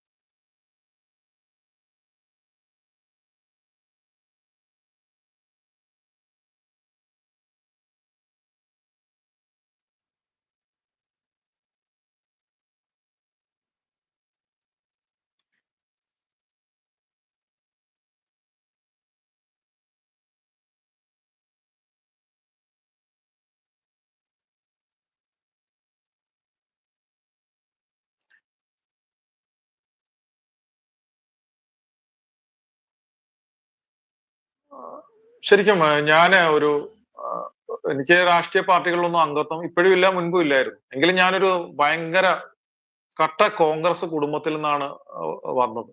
എന്റെ അമ്മയൊക്കെ ഈ ഒരു തെറ്റിദ്ധാരണ കാരണം ഈ വോട്ട് ഇടുന്ന കാലത്ത്, മെഷീൻ ഇല്ലായിരുന്ന കാലത്ത്, രാവിലെ എഴുന്നേറ്റ് പള്ളിയിൽ വന്ന് പോകാതെ നേരിട്ട് 5 മണിക്ക് പോയി സ്കൂളിൽ, തൊട്ടടുത്ത സ്കൂളാണ് പോളിംഗ് ബൂത്ത്, അവിടെ പോയി ഏറ്റവും ആദ്യം പോയി നിൽക്കും. എന്തിനാണെന്നറിയാമോ? അമ്മയുടെ ധാരണ കൈനീട്ടമായിട്ട് കൈപ്പത്തിക്ക് വോട്ട് വീണാൽ അന്ന് കൂടുതൽ വോട്ടുകൾ വീഴുന്നത് കൈപ്പത്തിക്കായിരിക്കും എന്ന് പറഞ്ഞിട്ട് അമ്മ ആദ്യം കൈനീട്ടമായിട്ട് വോട്ട് ചെയ്യാൻ പോകും. അപ്പൊ ഇതൊക്കെ കണ്ട് വളർന്ന ഒരാളാണ് ഞാൻ. പിന്നെയാണ് കാര്യങ്ങളെ കുറിച്ച് മനസ്സിലാക്കി എടുത്തപ്പോഴത്തേക്കാണ് ഇതിനെക്കൂടൊക്കെ ഉള്ള എതിർപ്പ് നമുക്കുണ്ടായതും ശരിക്കും യാഥാർത്ഥ്യം എന്താണെന്ന് മനസ്സിലായത്. ഇപ്പൊ ശരിക്കും പറഞ്ഞാൽ ഇത് ലോകത്തിൽ അമേരിക്കയെന്നും ഇസ്രായേലെന്നും 2 രാജ്യങ്ങൾ, അതുപോലെ ഭാരതത്തിൽ RSS എന്ന് പറയുന്ന ഒരു സംഘടന, ഇതില്ലായിരുന്നുവെങ്കിൽ ഈ ലോകം മുഴുവൻ പൊളിറ്റിക്കൽ ഇസ്ലാം കൈയടക്കും എന്നുള്ളത് ഉറപ്പാണ്. അതായത് ഈ ഭാരതം ഒരു മതേതര ജനാധിപത്യ രാജ്യമായി നിലകൊള്ളുന്നതുകൊണ്ട് മാത്രമാണ് ഇവിടെ ക്രിസ്ത്യാനികൾ ഒരു കുഴപ്പമില്ലാതെ ഇവിടെ ക്രിസ്ത്യാനികൾ ജീവിക്കുന്നത്. അത് എന്തുകൊണ്ട് ഇവിടെ മതേതരമായി നിൽക്കുന്നത് എന്തുകൊണ്ടാണ്? ഹിന്ദുക്കൾ ഇവിടെ ഭൂരിപക്ഷമായതുകൊണ്ട് മാത്രമാണ്. ഹിന്ദുക്കൾ ഈ ഭാരതത്തിൽ എന്ന് ഭൂരിപക്ഷമല്ല ന്യൂനപക്ഷമായി അവർ മാറുന്നു, അന്ന് ഇവിടെ ക്രിസ്ത്യാനികൾ ഉണ്ടാവില്ല. ഉറപ്പാണ്, 100% ഉറപ്പാണ്. ക്രിസ്ത്യൻ ഹിന്ദു സമുദായം ഇവിടെ ഭൂരിപക്ഷമായി നിൽക്കുന്നത് കൊണ്ടാണ് ഹിന്ദു സമുദായത്തിന് പകരം അവർ ന്യൂനപക്ഷമാവുകയും മുസ്ലിം സമുദായം ഭൂരിപക്ഷമാവുകയും ചെയ്താൽ അന്ന് ഇവിടെ ക്രിസ്ത്യാനികൾ ഉണ്ടാവില്ല. സത്യമാണ്.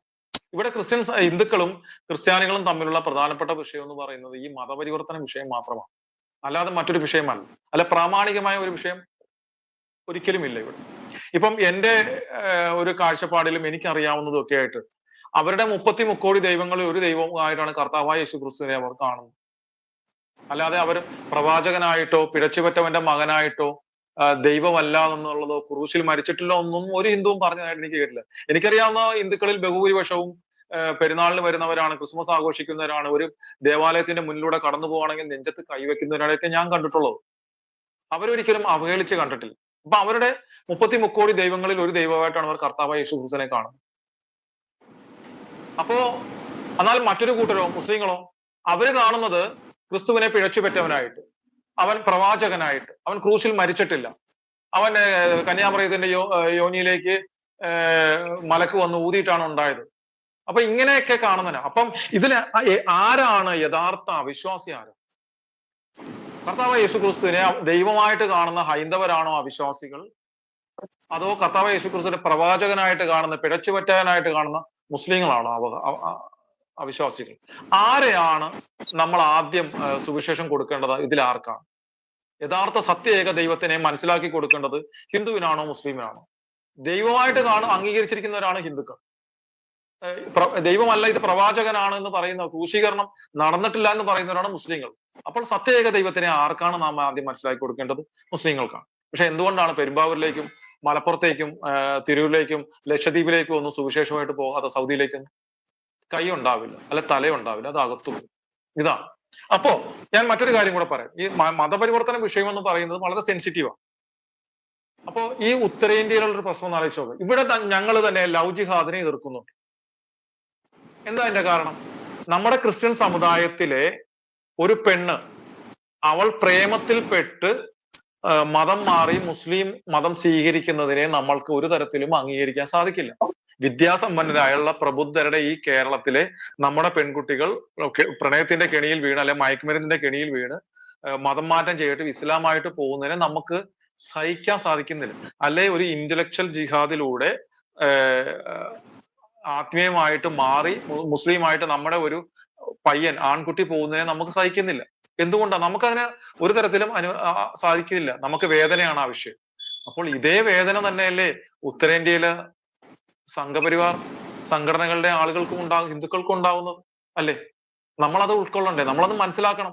നമ്മുടെ മക്കൾ മുസ്ലിം മതത്തിലേക്ക് പ്രണയത്തിന്റെ കെണിയിൽ പോകുന്നതിനെ നമ്മൾക്ക് ഉൾക്കൊള്ളാൻ സാധിക്കുന്നില്ല. നമ്മൾക്കത് വേദനയാണെങ്കിൽ ഇതേ വേദന തന്നെയാണ് ഹിന്ദുവിനും ഉള്ളത്. അത് നാം അംഗീകരിക്കാൻ തയ്യാറാവണം. സുവിശേഷം പറഞ്ഞു കൊടുക്കുന്നതിന് ഈ രാജ്യത്ത് ഒരു തടസ്സവും ഇല്ല. മതം പ്രചരിപ്പിക്കാനുള്ള അവകാശം ഈ രാജ്യം നമുക്ക് നിയമപ്രകാരം തരുന്നുണ്ട്. അപ്പോ നാം ക്രിസ്തുവിന്റെ സുവിശേഷം പകർന്നു കൊടുക്കുക, നമ്മുടെ ജീവിതത്തിലൂടെ, നമ്മുടെ പ്രവർത്തികളിലൂടെ അവനെ അത് ബോധ്യപ്പെടുത്തി കൊടുക്കുക. എന്നിട്ട് അവന്റെ ജീവിതത്തിൽ ഒരു മിറക്കിൾ സംഭവിച്ചോ, അല്ലെങ്കിൽ അവൻ സ്വയം ക്രിസ്തുവിനെ അറിഞ്ഞ് പഠിച്ച് അവൻ ക്രിസ്തു മതത്തിലേക്ക് വരട്ടെന്ന്.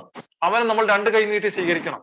അല്ലാതെ പണം, പ്രലോഭനം, പ്രത്യാശ, പാരിതോഷികം, പ്രഷർ ഇതൊന്നും കൊടുത്തുകൊണ്ടുള്ള മതപരിവർത്തനത്തെ ഒരു കാരണവശാലും അംഗീകരിക്കാൻ സാധിക്കില്ല. അത് അങ്ങനെയുള്ള ഉണ്ടെങ്കിൽ അത് അല്ല നിർത്തണം അല്ല എന്നുള്ളത് മ- തന്നെയാണ് അല്ല എന്റെ അഭിപ്രായം. ഒരാൾക്ക് ഒരാൾക്ക് മതം മാറണമെന്നുണ്ടെങ്കിൽ ഇവിടെ കളക്ടറേറ്റിൽ പോയി അപേക്ഷ കൊടുത്താൽ മതി. തീർച്ചയായിട്ടും അത് മതി. അത് മതി, ഇപ്പൊ ഞാൻ അത് പറയട്ടെ, കുഴപ്പമില്ല. അല്ല ഞാൻ പറയട്ടെ, ഉം.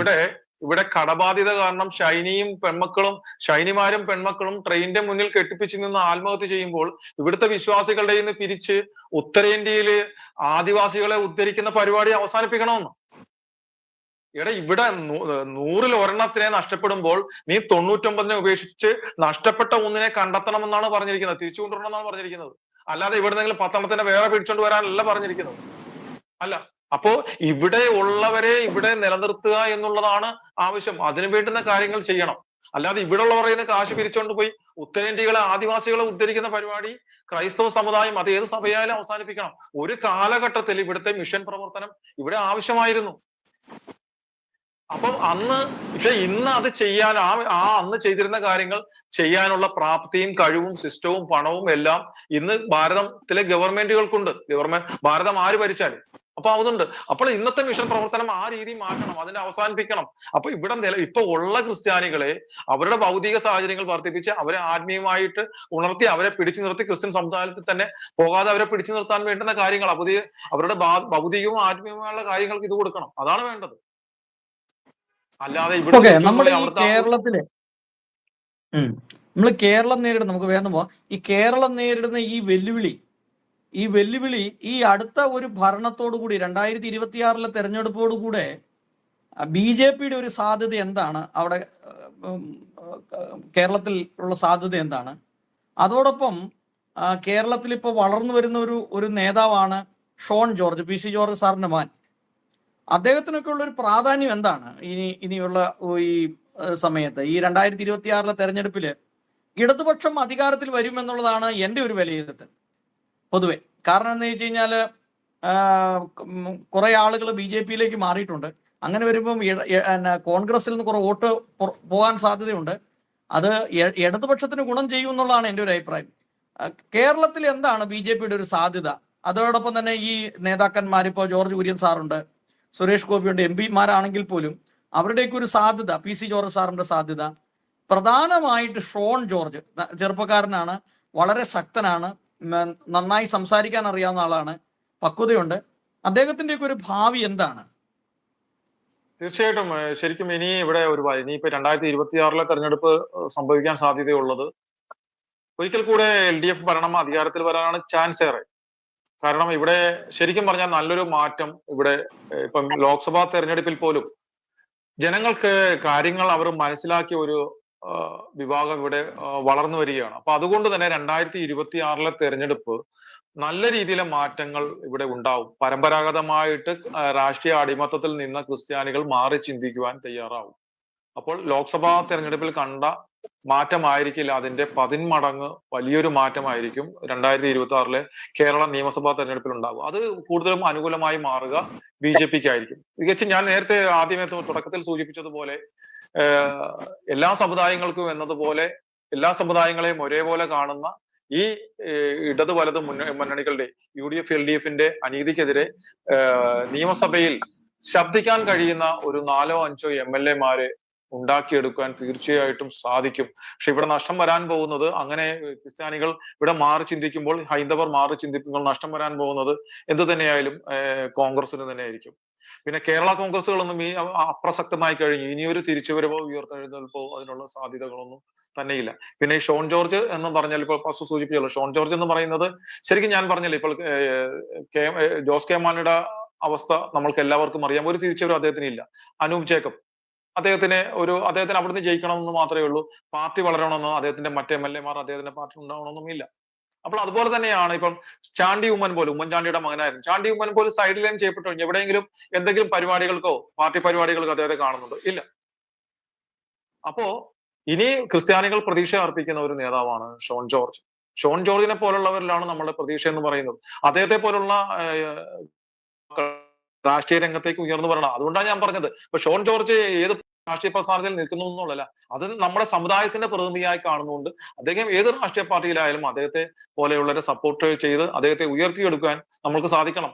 കാര്യം നമ്മുടെ സമുദായത്തിന്റെ ശബ്ദമായിട്ട് മാറാൻ സാധ്യതയുള്ളത് അദ്ദേഹത്തെ പോലുള്ളവരാണ്. അദ്ദേഹത്തിന് നല്ലുള്ള കഴിവുണ്ട്, ചങ്കൂറ്റമുണ്ട്, പ്രവർത്തിക്കാനുള്ള ആ ഒരു ഊർജമുണ്ട്. എല്ലാം കൊണ്ടും അദ്ദേഹം അതിന് അനുയോജ്യനാണ്. അപ്പൊ അദ്ദേഹത്തെ കേരള രാഷ്ട്രീയത്തെ തന്നെ അദ്ദേഹത്തെ ഉയർത്തിയെടുത്ത് കൊണ്ടുവരിക, കേരള രാഷ്ട്രീയത്തെ തന്നെ നിലനിർത്തുക. അദ്ദേഹം MP ആവുന്നതിനേക്കാൾ ഞാൻ ആഗ്രഹിക്കുന്ന അദ്ദേഹം MLA ആയി കേരള നിയമസഭയിൽ എത്തുക എന്നുള്ളതാണ്. അപ്പോൾ അതിന് വേണ്ടുന്ന കാര്യങ്ങൾ നമ്മുടെ ആളുകൾ മത്സരിക്കുമ്പോൾ ഇതുപോലുള്ള ആളുകളെ നമ്മുടെ പരമ്പരാഗത രാഷ്ട്രീയം മാറ്റിവെച്ചുകൊണ്ട് അദ്ദേഹത്തെ പോലുള്ളവരെ ഉയർത്തിയെടുക്കുകയാണ് ചെയ്യേണ്ടത്. തീർച്ചയായിട്ടും ഉയർന്നു വന്ന് നല്ല രീതിയിൽ വരുവാൻ സാധ്യതയുള്ള ഒരു നേതാവ് തന്നെയാണ് ഷോൺ ജോർജ്. അദ്ദേഹത്തിന് നല്ല ഭാവിയുണ്ട്. തീർച്ചയായും അദ്ദേഹത്തിന് അതിൻ്റെതായ ഒരു മാറ്റം ഉണ്ടാക്കിയെടുക്കാൻ വളരെ കുറഞ്ഞ കാലം കൊണ്ട് തന്നെ അദ്ദേഹത്തിന്റെ ഒരു സ്പേസ് ഉണ്ടാക്കിയെടുക്കാൻ സാധിച്ചിട്ടുണ്ട്.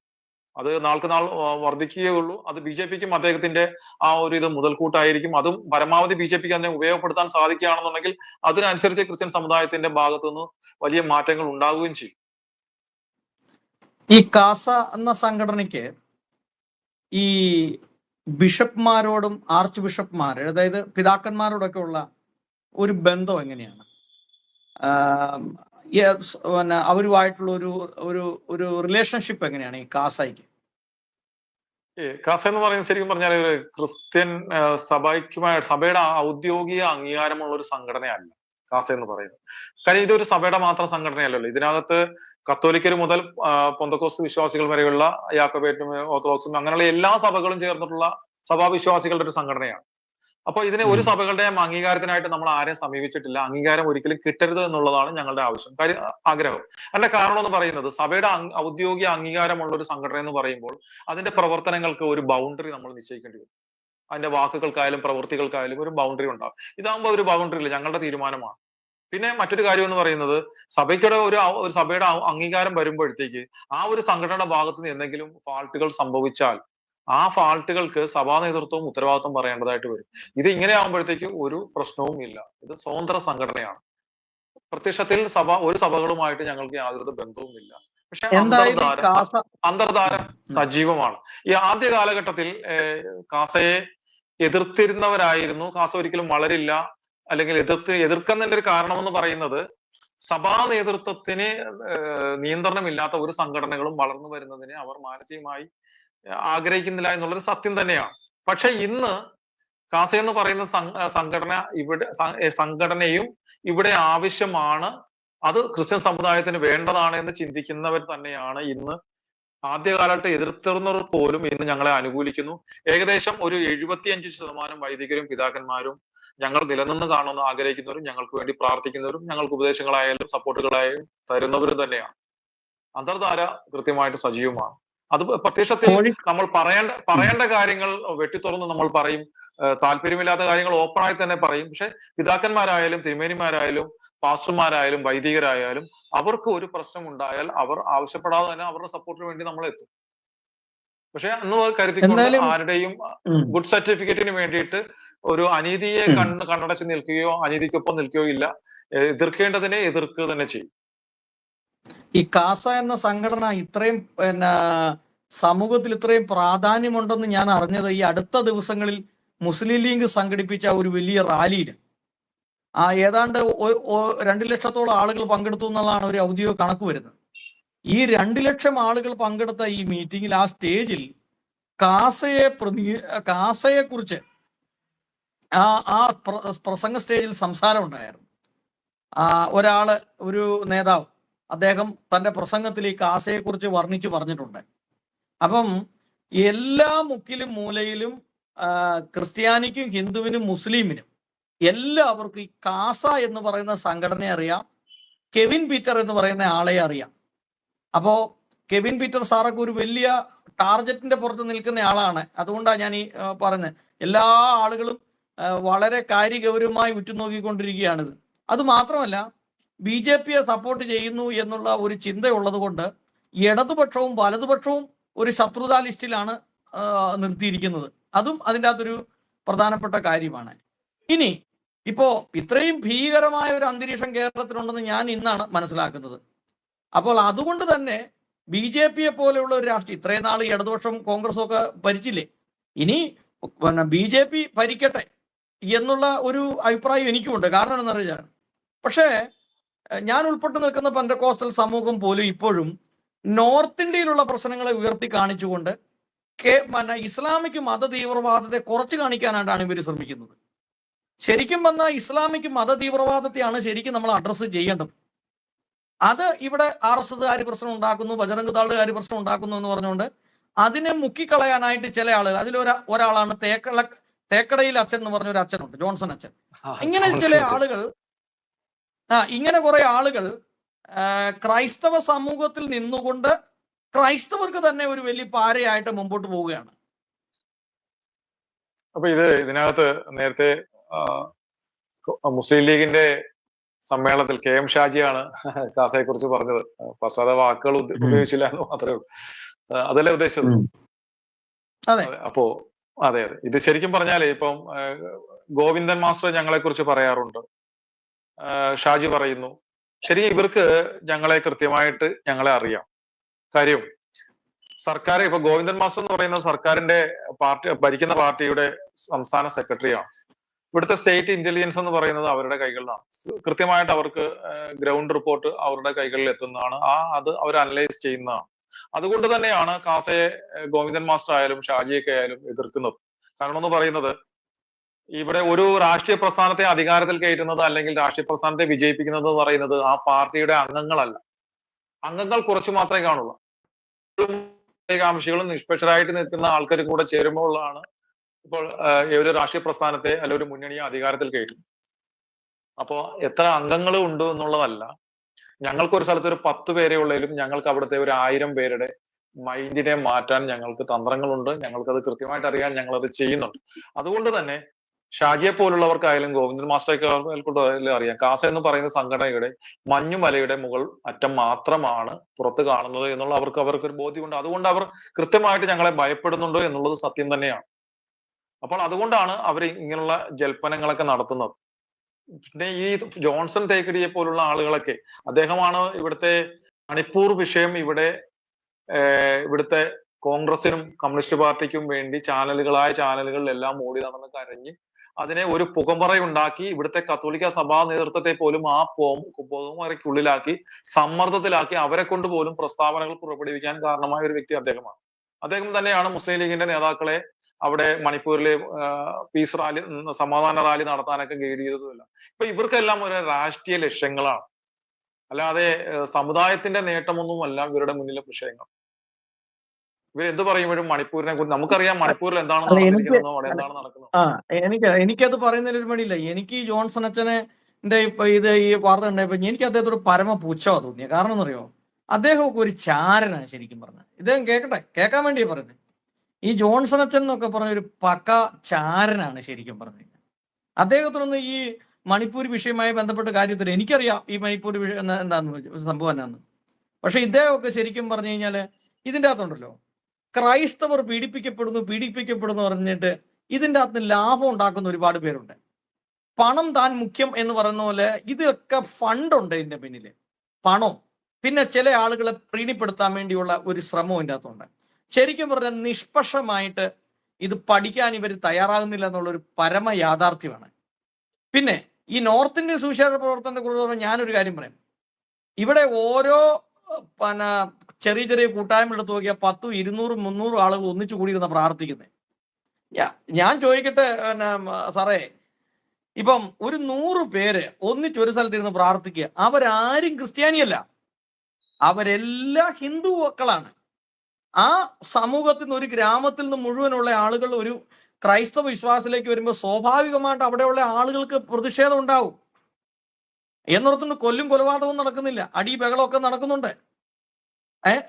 അതിനെക്കുറിച്ച് പറയാനുള്ള ഒരുപാട് കാര്യം പറയാണ്ട്, ഞാനത് അത്രയും പറഞ്ഞ് നിർത്തുക. ഞാൻ പറഞ്ഞത് ക്രിസ്തീയത എന്ന് പറയുന്നത് തന്നെ, ഈ സുവിശേഷം പറയുന്നത് അതിന് വേറൊരു ലൈനാണ്, അത് അവിടെ നിൽക്കട്ടെ. അപ്പൊ ഞാൻ പറഞ്ഞു വന്നത്, ഒരു മുസ്ലിമിനെ മതം മാറ്റിയാൽ അല്ലെങ്കിൽ ഒരു ക്രിസ്തീയ വിശ്വാസത്തിലേക്ക് കൊണ്ടുവന്നാൽ എന്തായിരിക്കും ഇവിടെ സംഭവിക്കാൻ പോകുന്നത്? ഞാൻ സിമ്പിൾ ഉദാഹരണം പറഞ്ഞ. അപ്പൊ അങ്ങനെ വെച്ച് നോക്കിയാൽ ഭാരതം എത്ര സുരക്ഷിതമാണ് ക്രൈസ്തവർക്ക് ജീവിക്കാൻ എന്നുള്ളതാണ് ഞാൻ മനസ്സിലാക്കിയുള്ള കാര്യം. ഈ തേക്കടയിൽ അച്ഛനെ പോലെയും ഇതുപോലുള്ള കുറെ ആളുകളുണ്ട്. ശരിക്കും പറഞ്ഞ ഇവരെയൊക്കെ ഞാനൊരു മണ്ടന്മാരെന്നെ വിളിക്കുള്ളൂ. കാരണം എന്ന് വെച്ചാൽ അവരൊക്കെ അത് തിരിച്ചറിയാനുള്ള ഒരു വിവേകം എന്ന് പറയുന്ന അവർക്കില്ല. അവർക്ക് അതിന്റെ പച്ചയായ യാഥാർത്ഥ്യം എന്താണെന്ന് അവർക്ക് മനസ്സിലാകുന്നില്ല. ഇനി അറിഞ്ഞിട്ട് അവർ എന്തെങ്കിലും ഒരു സ്വകാര്യ താല്പര്യങ്ങൾക്ക് വേണ്ടി അവർ ഈ ഒറ്റിക്കൊടുക്കുകയാണോന്നും എനിക്ക് സംശയമുണ്ട്. ഓക്കെ, ഞാനത് അവിടെ പറഞ്ഞ് നിർത്തുകയാണ്. ഇനി സാധാരണ പറയാം. ഇനി ഒരു കാര്യം, കേരളത്തിൽ ഒരു TV ചാനലുണ്ട്, മീഡിയ വൺ എന്നാണ് പേര്. ഞാൻ ആ ചാനൽ ഇടയ്ക്കൊക്കെ ഇങ്ങനെ സന്ദർശിക്കുമ്പോൾ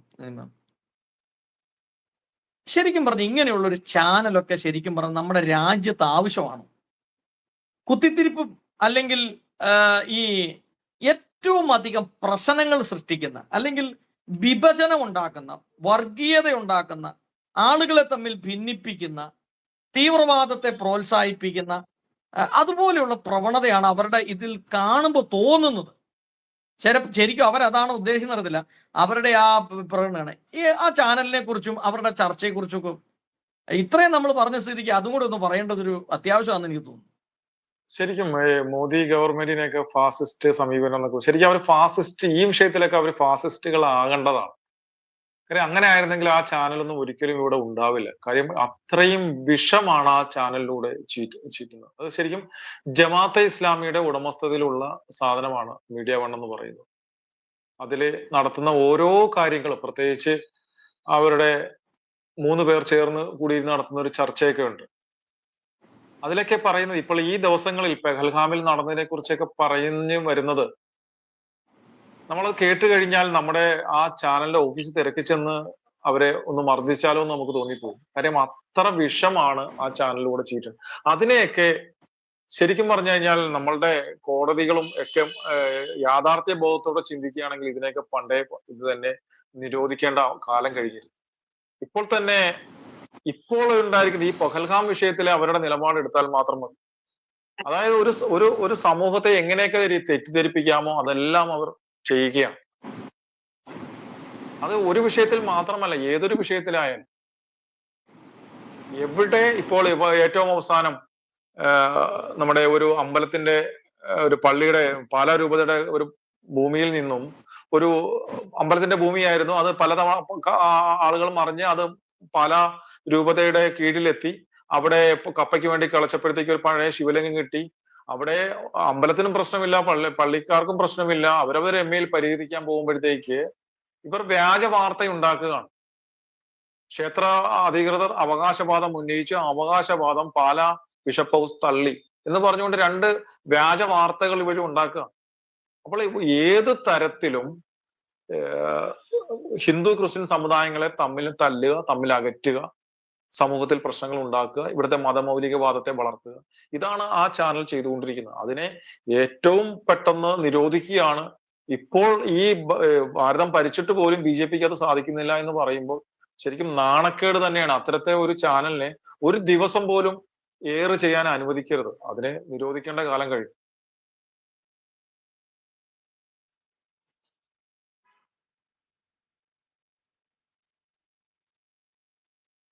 ഓക്കെ.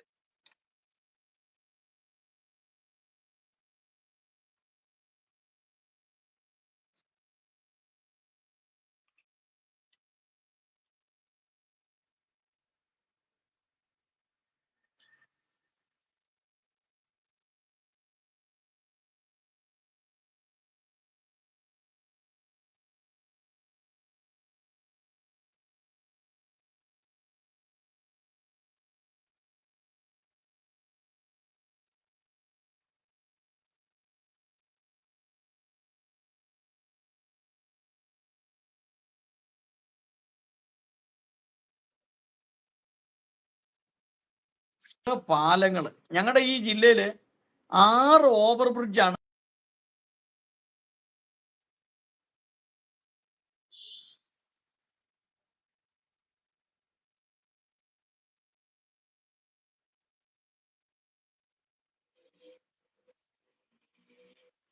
ാത്ത രീതിയിലുള്ള ഒരു വലിയ വർധന, ഒരു വികസനം നടക്കുന്നുണ്ട്. പക്ഷെ ഇതൊന്നും ആളുകളുടെ കൺമുമ്പിൽ കാണുന്നില്ല. ആളുകളത് എന്തുകൊണ്ടാണ് ജനത്തെ തെറ്റിദ്ധരിപ്പിക്കുകയാണ്. അപ്പം ഞാൻ പറയുന്നത്, നമ്മുടെ രാജ്യത്തിന്റെ ഒരു അവസ്ഥ, നരേന്ദ്രമോദിയെ പോലുള്ള ഒരു ഭരണാധികാരി വന്നതിലുള്ള ഒരു പ്രത്യേകത. BJP ഭരിക്കുമ്പോൾ മറ്റുള്ള മതങ്ങൾക്കുള്ള നിലനിൽപ്പ്, സുരക്ഷ, അപ്പൊ ഇതിനെക്കുറിച്ച് കൂടെ ഒന്ന് പറഞ്ഞ് നമുക്ക് ഇന്നത്തെ നമ്മുടെ ചർച്ച അവസാനിപ്പിക്കാം. ഒരുപാട് കാര്യങ്ങൾ ഈ മാർപ്പാപ്പയായിട്ട് ബന്ധപ്പെട്ട ഒരുപാട് കാര്യങ്ങളൊക്കെ ഉണ്ടായിരുന്നു. നമ്മുടെ സമയം മുമ്പോട്ട് പോയതുകൊണ്ട് നമുക്ക് അടുത്ത ദിവസം ഇതുമായിട്ട് ബന്ധപ്പെട്ട് ചർച്ച ചെയ്യാം. അപ്പൊ ഇതും കൂടെ ഒന്ന് പറയണം. അപ്പോൾ മീഡിയ വൺ ചാനലൊക്കെ എത്രയും പെട്ടെന്ന് നിരോധിച്ചാൽ അത്രയും നല്ലതെന്നുള്ള അഭിപ്രായമാണ് കെവിൻ സാറ് പറഞ്ഞത്. കാരണം എന്ന് ചോദിച്ചു കഴിഞ്ഞാൽ മനുഷ്യനെ ഭിന്നിപ്പിക്കുക, തമ്മിലടിപ്പിക്കുക, മതതീവ്രവാദത്തെ പ്രോത്സാഹിപ്പിക്കുക, ഇല്ലാ കാര്യങ്ങൾ പറയുക. ഞാനേ ഈ മാധ്യമങ്ങളെ വെറുക്കാനുള്ള പ്രധാനപ്പെട്ട കാരണം എന്ന് പറഞ്ഞാൽ പച്ചയ്ക്ക് നുണ പറയുകയാണ് ഇവര്. കല്ല് വെച്ച നുണയന്മാരെല്ലാം പറയുന്നത്. ഒരു കാര്യമില്ലാത്ത കാര്യങ്ങൾ അവന്മാര് പച്ചയ്ക്ക് നുണ പറയാം. അതുകൊണ്ട് ഈ ജേർണലിസ്റ്റുകൾ ചിലര് ഈ ഓരോരുത്തരുടെ ഫോട്ടോ വെച്ചിട്ട് ചോദിക്കും ഇദ്ദേഹത്തെ കുറിച്ച് എന്താ അഭിപ്രായം. പ്രത്യേകിച്ച് ഇപ്പോഴത്തെ ജേർണലിസ്റ്റുകളെ കുറിച്ചൊന്നും ആർക്കും ഒരു അഭിപ്രായമില്ല. തന്നെയല്ല, കോടതി തന്നെ പറഞ്ഞിട്ടുണ്ട് ഈ ജേർണലിസ്റ്റുകളുടെ വാക്ക് കേട്ടൊന്നും കേസെടുക്കരുതെന്ന് വരെ പറഞ്ഞു എന്നാണ് ഞാൻ മനസ്സിലാക്കുന്നത്. കാരണം ഇവർ ഈ വായിത്തോന്ന് വെളിവില്ലാത്ത കാര്യങ്ങളൊക്കെ പറഞ്ഞിട്ട് ഇവരുടെ ലാഭത്തിന് വേണ്ടി ആരെങ്കിലും ഒന്ന് സന്തോഷിപ്പിക്കാൻ, ആരെങ്കിലും ഒന്ന് പ്രീണിപ്പിക്കാൻ, അല്ലെങ്കിൽ എവിടെ നിന്നെങ്കിലും കിട്ടുന്ന ഒരു നക്കാപ്പിച്ചിക്ക് വേണ്ടിയിട്ടാണ് ഇവന്മാരെയും ഈ പരിപാടിയായിട്ട് ഇറങ്ങിയേക്കുന്ന പലരും. എല്ലാവരുടെയും കാര്യമല്ല, പലരും. അപ്പൊ അതുകൊണ്ട് ഇന്നത്തെ കാലത്ത് ഈ മാധ്യമങ്ങളുടെ പ്രാധാന്യം നഷ്ടപ്പെടുത്തി കളഞ്ഞത് ഇതുപോലെയുള്ള നാടൻ ഭാഷയെ പറഞ്ഞ ഈ അലവലാതി ചാനലുകളാണ്. ശരിക്കും പറഞ്ഞു കഴിഞ്ഞാൽ ഈ മാധ്യമങ്ങളുടെ പേര് കളഞ്ഞത്. അല്ല, അവർക്ക് അവരുടേതായ ലക്ഷ്യമുണ്ട്. ജമാഅത്ത് ഇസ്ലാമി നമ്മൾ കരുതുന്ന ചെറിയ മീനൊന്നുമല്ല. അവരാണ് ഇവിടുത്തെ പല കാര്യങ്ങളുടെ പുറകിലും ഉള്ളത്. ഇപ്പൊ ഇവിടുത്തെ സിനിമ എടുത്താൽ പോലും, സിനിമ അവർക്ക് ഹറാമാണെങ്കിൽ പോലും അതിലും ജമാഅത്ത് ഇസ്ലാമിയുടെ സ്വാധീനമുണ്ട്. അപ്പോൾ ഇന്ന് മാധ്യമ രംഗത്ത് ഇതുണ്ടാക്കേണ്ടത് അവരുടെ ആവശ്യമാണ്, പൊളിറ്റിക്കൽ ഇസ്ലാമിന്റെ ആവശ്യമാണ്. അതുകൊണ്ട് തന്നെയാണ് ജമാഅത്ത് ഇസ്ലാമി അത്തരത്തിലൊരു ചാനലിനെ അവര് എന്ത് വില കൊടുത്തും എല്ലാവരെയും കയ്യിൽ. ഇവിടെ ജമാഅത്ത് ഇസ്ലാം മീഡിയ വണ്ണെ ആദ്യം നിരോധിച്ചപ്പോൾ ഇവിടുത്തെ ഭരണ പ്രതിപക്ഷങ്ങൾ, പ്രത്യേകിച്ച് കോൺഗ്രസിന്റെയും കമ്മ്യൂണിസ്റ്റ് പാർട്ടിയുടെയും കേരള കോൺഗ്രസിന്റെ എല്ലാ ആൾക്കാരും സംയുക്തമായിട്ടല്ലേ ഒപ്പ് ശേഖരണം നടത്തി കേന്ദ്ര സർക്കാരിന് പരാതി കൊടുത്തത് അതിന്റെ നിരോധനം മാറ്റാനായിട്ട് അല്ലേ? അപ്പൊ എന്താണ് ഇതെന്ന് ഇവർ വമിക്കുന്ന വിഷയത്തെ കുറിച്ച് അറിയാത്തവരാണോ ഇവിടുത്തെ കോൺഗ്രസും കമ്മ്യൂണിസ്റ്റ് പാർട്ടിയും? ഒന്നും അല്ല. കാര്യം അതൊക്കെ പൊളിറ്റിക്കൽ ഇസ്ലാം അവരെ കയ്യിലെടുത്ത് കഴിഞ്ഞു. അപ്പൊ അതുകൊണ്ട് തന്നെ ജമാഅത്ത് ഇസ്ലാമിയുടേതായ ചില അജണ്ടകളുണ്ട്. അത് നടപ്പിലാക്കുവാൻ അവർക്ക് മാധ്യമങ്ങളെ, ഇപ്പൊ ഇവിടുത്തെ മുഖ്യധാര പ്രധാനപ്പെട്ട ദൃശ്യമാധ്യമ ചാനലുകളുടെ പലതിലും അവർക്ക് ഷെയറുകളുണ്ട് പല രീതിയിൽ. ഒരു മാധ്യമ പ്രവർത്തനൊക്കെ ജയിലിൽ പോയപ്പോൾ ആ ഫണ്ട് കൊടുത്ത് സെറ്റ് ചെയ്ത് അദ്ദേഹത്തെ പിറ്റേ ദിവസം ജയിലിൽ നിന്ന് ഇറക്കിയത് ജമാഅത്ത് ഇസ്ലാമിയാണ്. അപ്പൊ അതുപോലുള്ള പല കാര്യങ്ങളും ഇതിനകത്തുണ്ട്. അപ്പൊ അതിനെയൊക്കെ നീക്കാൻ ചെയ്യണം എന്നുള്ളതാണ്. അപ്പൊ എനിക്ക് മോദിജിയെ കുറിച്ച് പറയുകയാണെന്നുണ്ടെങ്കിൽ ശരിക്കും ഞാൻ അദ്ദേഹത്തെ എതിർക്കാൻ വേണ്ടി അദ്ദേഹത്തെ പഠിച്ചു. ഞാൻ പറഞ്ഞില്ലേ, ആദ്യം ഒരു കോൺഗ്രസ് അനുകൂലമുള്ളതായിരുന്നു, ഒരു രാഷ്ട്രീയ പ്രസ്ഥാനത്തിലും അംഗമായിരുന്നില്ല എങ്കിൽ പോലും. പക്ഷെ അദ്ദേഹത്തെ കുറിച്ച് പഠിച്ചാണ് ഞാൻ അദ്ദേഹത്തിന്റെ ഒരു വലിയൊരു ഫാനായിട്ട് മാറിയത്. അങ്ങനെയാണ് എനിക്ക് ശരിക്കും പറഞ്ഞാൽ യാഥാർത്ഥ്യബോധം ഉണ്ടായത് എന്നതാണ് സത്യം. അപ്പോ അദ്ദേഹം എന്ന് പറഞ്ഞാൽ ഇപ്പൊ ട്രംപ് വീണ്ടും അധികാരത്തിൽ വരുന്നേണ്ടത് അമേരിക്കയുടെ മാത്രമല്ല ലോകത്തിന്റെ തന്നെ ആവശ്യമായിരുന്നു എന്നുള്ളതാണ് സത്യം. കാര്യം അല്ല എങ്കിൽ അമേരിക്ക എന്ന് പറയുന്ന ഒരു രാജ്യം തകർന്നടിയുമായിരുന്നു. അങ്ങനെ വന്നു കഴിഞ്ഞാൽ ലോകത്തിൽ അതിൻ്റെതായ ചലനങ്ങൾ ഉണ്ടാകും. അപ്പോൾ ട്രംപ് തിരിച്ചു വരേണ്ടത് ഒരു കാലഘട്ടത്തിന്റെ ആവശ്യമായിരുന്നു. അതുപോലെ മോദിജി എന്ന് പറയുന്ന ഒരു പ്രൈം മിനിസ്റ്റർ ഭാരതത്തിന് ഉണ്ടാവേണ്ടതും തുടർഭരണം ഉണ്ടാവേണ്ടതും ഒരു കാലഘട്ടത്തിന്റെ ഈ രാജ്യത്തിന്റെ മതേതര ജനാധിപത്യ സ്വഭാവത്തിന് ആവശ്യമായിരുന്നു. ഇല്ല എന്നുണ്ടെങ്കിൽ തീർച്ചയായിട്ടും നമുക്കറിയാം ഈ രാജ്യത്തെ നശിപ്പിച്ച് നാറാണക്കല്ലാക്കി കളഞ്ഞേനെ. അപ്പോൾ അദ്ദേഹത്തിന്റെ ധീരമായ പല നിലപാടുകളും നമ്മൾ അദ്ദേഹത്തെ ഇവിടെ പലതിനും വില കൂട്ടുമ്പോഴത്തേക്ക് കക്കൂസ ഉണ്ടാക്കാൻ വേണ്ടിയിട്ടാണെന്നൊക്കെ പറഞ്ഞ് ഇവിടുത്തെ പരിഹസിക്കാറുണ്ട്. ഇതൊന്നും വെച്ചാൽ ഈ പൊട്ടക്കിണറ്റിലെ തവളകളാണ് ഈ കക്കൂസയുടെ കാര്യമൊക്കെ പറയുന്നത്. നമുക്കറിയാം, ഉത്തരേന്ത്യയിൽ പോയിട്ടുള്ളവർക്ക് അറിയാം, പകൽ സമയങ്ങളിൽ ആർത്തവ സമയത്തും അല്ലാതെയും ഒക്കെ സ്ത്രീകൾ അനുഭവിക്കുന്ന ബുദ്ധിമുട്ട്, ഒന്ന് മൂത്രമൊഴിക്കാൻ അല്ലെങ്കിൽ ഒന്ന് കക്കൂസിൽ പോകാനായിട്ടൊക്കെ പകൽ സമയങ്ങളിൽ സ്ത്രീകൾ അനുഭവിക്കുന്ന ബുദ്ധിമുട്ടൊക്കെ ഒന്ന് നോർത്ത് ഇന്ത്യയിലെ യാത്ര ചെയ്തിട്ടുള്ളവർക്ക് അറിയാൻ സാധിക്കും. അപ്പോൾ അവിടെ ഒരു കക്കൂസ് എന്ന് പറയുന്നത് ഇത്രയും കാലമായിട്ടും 10-60 വർഷം ഇവിടെ കോൺഗ്രസ് സർക്കാരുകളൊക്കെ മാറി മാറി ഭരിച്ചിട്ടും അവിടുത്തെ ജനങ്ങൾക്ക് അത് സാധിക്കുന്നില്ല. അതാണ് ഒരു പ്രാഥമിക ആവശ്യം. അതിന്റെ ഒന്ന് ഇടപെട്ടോട്ടെ. ഞാനേ അത് പറഞ്ഞപ്പോൾ ഞാൻ ഈ തവണ നാട്ടിൽ ചെന്നിട്ട് ഈ കോട്ടയം പ്രൈവറ്റ് KSRTC ബസ് സ്റ്റാൻഡിൽ ഒന്ന് കയറി. അതുപോലെ അടൂര്, ഈ 2 സ്ഥലങ്ങളുണ്ടോ, തിരുവല്ല.